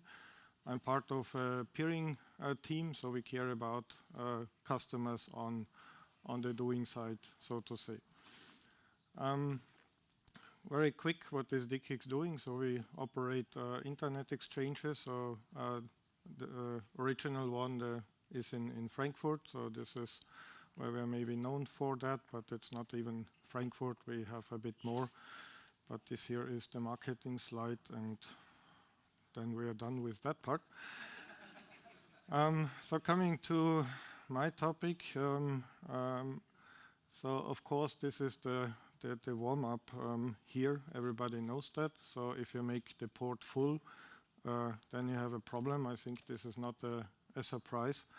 I would nevertheless like to separate the few cases here, because the first one, that's the case A, a repeated full port. I think this is very easy to find, because you will know from all the complaints in your support department that this is going on. So you even don't need a monitoring system that you know that you have this running. But maybe the B case is a bit more tricky. So maybe you had a peak just once, and it disappeared maybe in your monitoring while you have not looked at it. And some customers might be hit. So finding these past incidents somewhere in the history, that could be an issue already. But most people or many customers are not aware of micro peaks, and there's a bit a nasty thing, because typically a lot of these monitoring tools are working in 5 minutes averages. So how can you see a 10-second lasting peak in a 5-minute average? And this is not typically not on the radar on many customers' sides. So why are we talking about this? So this is not fancy engineering stuff, and because we are bored. This has to do with customers, or happy customers, or otherwise annoyed customers or leaving customers. So they might cease the services if you play these games with your customers. So you should not do. And at the end, yeah, it's a loss of revenue. And loss of revenue, this is a very important comment, because the engineering department has a direct relation on building revenues or losing revenues. So often I see engineering in discussions about being a cost problem. No, you're not a cost problem. You're the ones who are making the revenues. So this is where you build the success of the company or you lose as a company. So what else can we look at? Packet drops. Yeah, that's also clear, but how to detect these? So if it's happening on your side, means on your side of your interface, you have good chances to find these things. You just need to find or look for this counter. And be careful because you have multiple counters, so you can have counters on the physical layer, you can have counters maybe on your lag, which are bundling multiple physical layers, or you can have packet loss on your service layers. Yeah, so you have different points where it can go wrong. And then you have the other problem, if it's not happening on your side, but on the other side, how you will see that. That can be tricky. At DKNOG, we invented in our CISA portal, so you have a live view on our packet loss statistics, so that you can see what's happening on the other side of the interface when packets are maybe disappearing. Yeah, again, what's the outcome? I would simplify it, you lose revenue if you don't care. Yeah? Engineers build revenues or lose revenues. Another topic, prefix amount, unbalanced by design or by mistake. So this here shows a customer scenario having sent these green squared number, 25,000 IPv4 prefixes in Frankfurt. But why ever the same customer sent only 7,000 in New York? Yeah, that might have to do with continental traffic engineering or whatever. Sometimes we also hear stories, okay, too less capacity, somebody put in magic prevention mechanism, then the capacity is upgraded, but the prevention mechanism stays in place because somebody forgot to remove that temporary fixes. So it's good to have a track. What is your advertisement base doing on the exchanges globally? All the IXPs are operating looking glasses where you can see what is received from your BGP announcement. And again, yeah, you lose customer satisfaction, you lose revenue because with peered paths, maybe you could have entered some traffic which you don't have when you run it on transit only. So peering makes AS path shorter, makes the winning chance higher. So if you peer, you build traffic, and with traffic building, you build the revenue. That's again the same thing. You are building revenues. Partial or reduced advertisement. So in this example, customer in Frankfurt, we repaired, or the customer repaired some IRR errors. So we heard already a bit about errors. Then you see this peak kicking in. Then it was too much for the customer, and he said, oh, alarm, I have no bandwidth for that, as it peaked full gigabit. And then he did withdraw more specific prefixes. So this is the natural maneuver to prevent traffic. So you take this out, then you can see, okay, the traffic level decreased compared to the previous state, and then it grows again. So customers are playing with these advertisements, taking out, bringing back, and especially these IRR errors. If you release these errors, then you have all of a sudden maybe a traffic which was not there before. So you build traffic, you build revenue. That's also a famous thing, forgetting prefixes. So somebody signed an IXP contract, which is nice. Maybe a different team was responsible for doing something and nobody told them, or they did not have time, or did not have fun, or whatever might be the reason. So somebody even turned up the route server session, as you can see, but without prefixes. So this is typically a thing of the internet exchanges like us, to ask the customers, why are you sending 0 prefixes? Could it be more, or is it by design what you did here? In that case, okay, we we asked them, they turned it up, and all of a sudden there were 10 gig of traffic, which is maybe a new traffic in this customer scenario. Maybe it was not there before. Maybe it is coming because of peering. Then you build additional traffic, you build additional revenue. IRR, RPKI blocking in specifics. I already mentioned that. We see around 15,000 RPKI invalid hitting our filters. As said, prefixes redundantly counted here. Also IRR issues, AS set issues, whatever filter things could go wrong. We block it. Also our colleagues are blocking it. So this is our responsibilities as IXPs here to block what should not be let pass. And this example here shows this intervention, IRR fix or AS set error fix, or choose the right AS set is also a famous thing. Then all of a sudden the traffic is in, peered traffic is coming in. So maybe here you again build some revenue for your company. No root server session. Root servers, of course, there are operators which have a no root server policy, which is fine. They have their reason for that, and good reason for that. So everything okay with the decision to not do root server.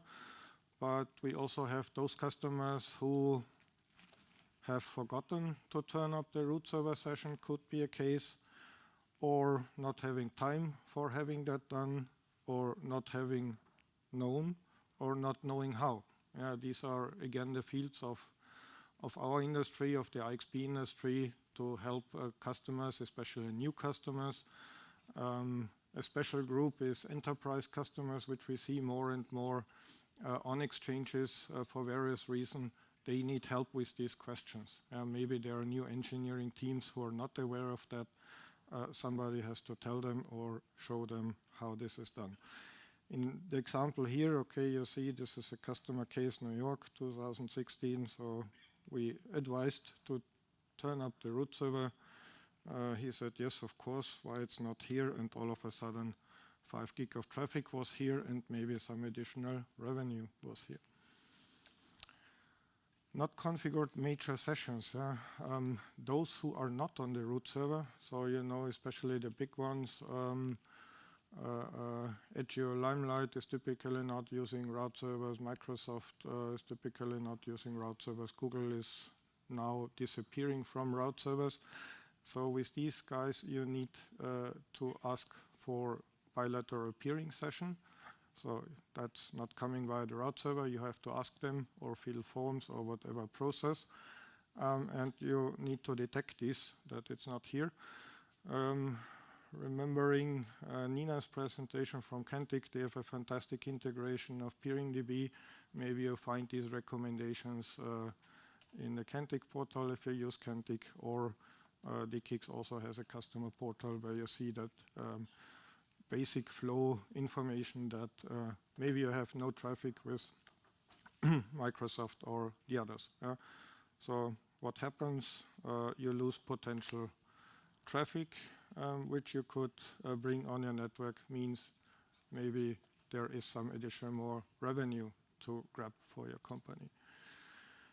Peering downturns, somebody changed the router, come with a new MAC address. Yes, we need to know the MAC address because we filter on that.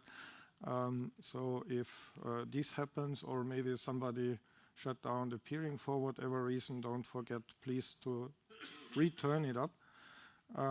That's also a topic where internet exchanges have to look at what are the customers doing. Traffic falls to 0. Why? Somebody maybe need to ask them. What could happen here if your peering goes down and your peering is decreased with 3 gig of traffic? Yes, you might know it already. That can have an impact on your revenue. This here measure things that's a bit out of scope, but I really would love to put this in here. Who is familiar with RIPE Atlas or operates in RIPE Atlas? Please show me your hand. Yes, very good. So all those who are not operating a RIPE Atlas probe, you have seen those with the hands. They can tell you how to enable a RIPE Atlas probe. So we all need that for making proper latency measurements. And this is here because peering also has to do something with that, because with peering you can typically improve your latencies. So you want to also monitor that. With RIPE Atlas, there is a fantastic tool how these things can easily be done. And coming to the last two slides, prepends, MED, BGP communities. Some networks like to export MED parameters on root servers, which is fine, but maybe it is not intentional because everything higher 0 lowers the chance that your prefixes on the route servers are winning. Yeah, you might be in competition with others who are having the same customer. Maybe you're both on the same internet exchange. If you send us a MED of 1 and the other send a MED of 0, then the one with the 0 wins. So the invitation here is understand these traffic engineering outcomes very well. If you export stuff to us, like the MED example on the very right, so 0, 50, 0, 0, 0, 200 is fine. It can be meant as friendly or constructive traffic engineering measures, but some customers simply forget to reset it to 0, and then this decreases the winning chance, and this decreases maybe the chance for some more revenue. BGP hindering communities or prepends, in this case 4 times or 3 times a prepend. I asked the customer, the answer was, oh, I forgot, this was the turn-up preventing mechanism. So please take care what your prepends are doing. Please take care if you send or work with hindering BGP communities, because it has maybe to do with the revenue you're building. Last slide, that's the summary of everything. So we see sometimes pictures of customers who are doing really interesting variations of super networks, more specifics, much more specifics, prepends and whatever stunts. So I know customers with 5 super networks blowing up into 200 prefixes, what they announced. I asked once one of the big hyperscaler, because the traffic, the customer complained, okay, the traffic is unstable and it goes right, left. Then the hyperscaler told me, look, this customer is sending so many super nets and more specifics and prepends and varies these over all different exchanges and transits. I have no clue what this customer tries to achieve. So the network is doing some random magic. So either clean it up or live with some very strange behaviors what your network is doing. And that's it from my side. Thank you very much.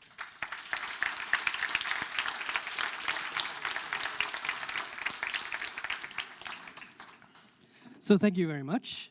Do we have any questions here?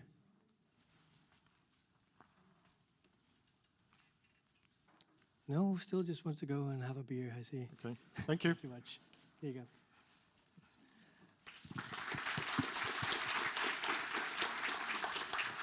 All right, just one final thing before we go out and have a beer and have a good dinner.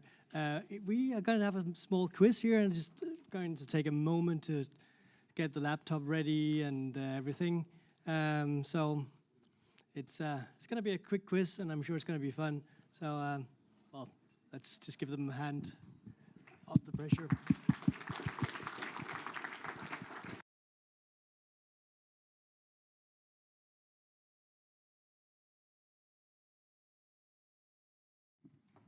So now we have a quiz. It's going to be a Kahoot. So please get out your phone or download the app, or you can join from the website, I think.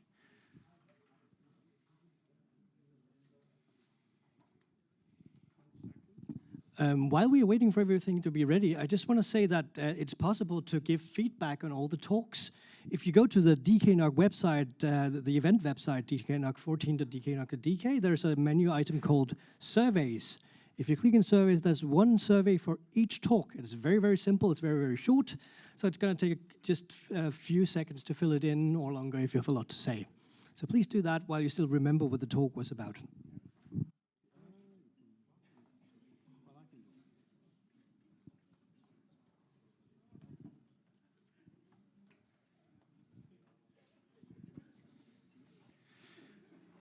This is a really, really quick quiz, I expect, but please be aware that this is in anticipation of tomorrow's quiz, which is quite more serious, that tests whether you've been paying attention all week. So tomorrow afternoon we will have another quiz, and if you fail that quiz, there will be consequences. So I think we're hitting the 100-person limit. Okay, so then let's start.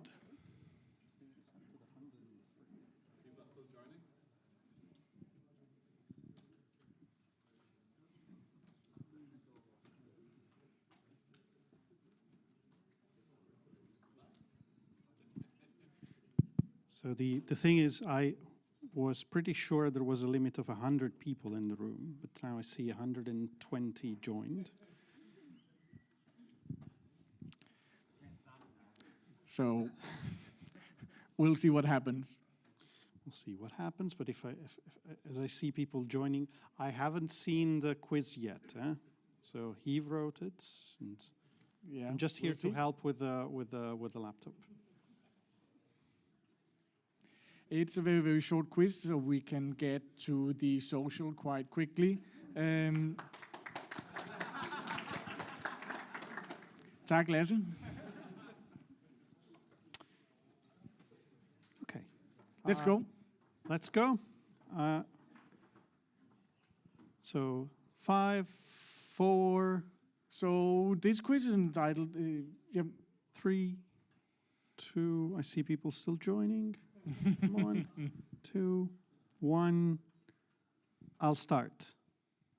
Scream if you still haven't logged in and you would like. If you didn't make it this time, you can. I think you can join throughout, but you won't win. But you will then be ready for the quiz tomorrow.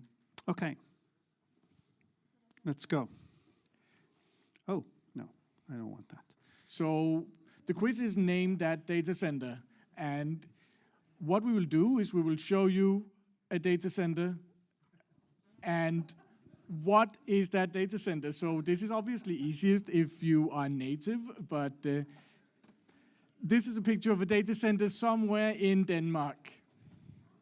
And what is that data center?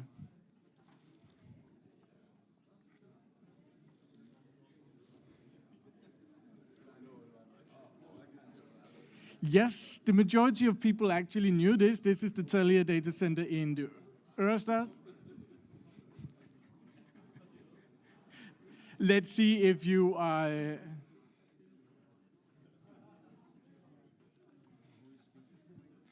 So who is V? That is Valeria. Okay, so these are all Telia people at the top. That is cheating, but let's see if you can do the next ones then.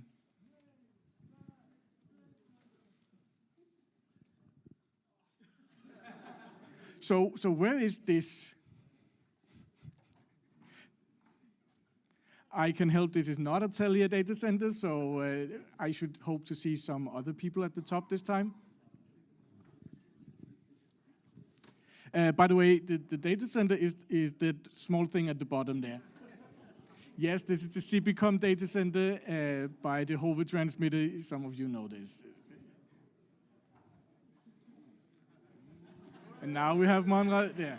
Yes. Next question. Okay, getting ready. What is this data center then? Is it a Global Connect, Digital Realty? Is it UniC or is it Telia? Once again, let's see.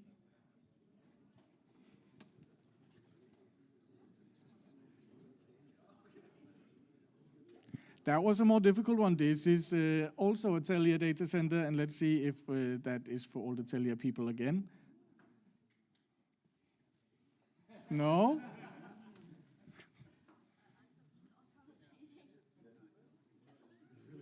Yeah, let's go ahead. Let's keep it quick.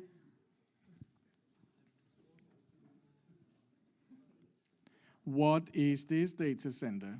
I can help again. This is not a Telia data center, but what is it?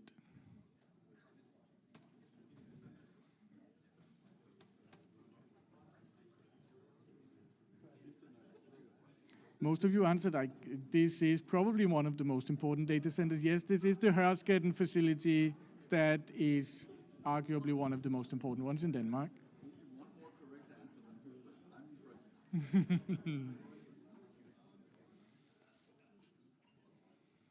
Yeah, let's go ahead.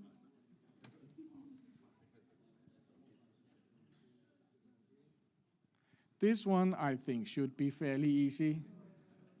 I think these were randomized. I thought I had put this at the beginning. Oh, so they are randomized. Because one of the... Yes, this is the Optical data center, the famous tower in Copenhagen. Who knew this? Monrad is still on top. With IPv6 in number 4. Who is IPv6? Is that Henrik? That's Christian.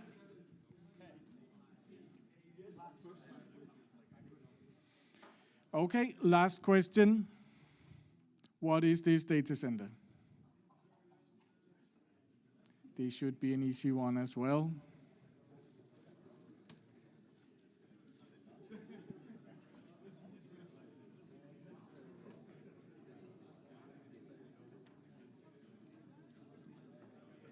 I still insist on calling this interaction, but I think it's probably digital reality now. And so let's see who the winner is. Drum roll, please. So in third place, Pope. Who is Pope? Det var Jan. And who is there? Michael Molbæk.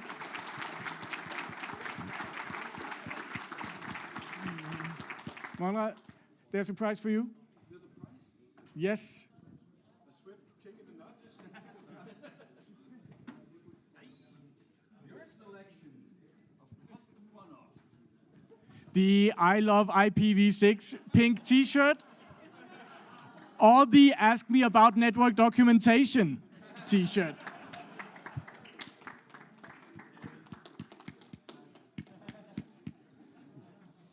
Thank you, guys. And that concludes today's program, other than we have the social to get to. So the social is at 6 o'clock at Scandic Kødbyen. The address is on the website if you don't know where that is. I will be walking here. I will meet everyone who wants to join in the lobby at 5. At 5:30. Brian, will you go from the lobby as well? So you can either join at 5 or at 5:30. Either way, you will have some time until the social actually starts at 6. So see you all there, and thank you for today.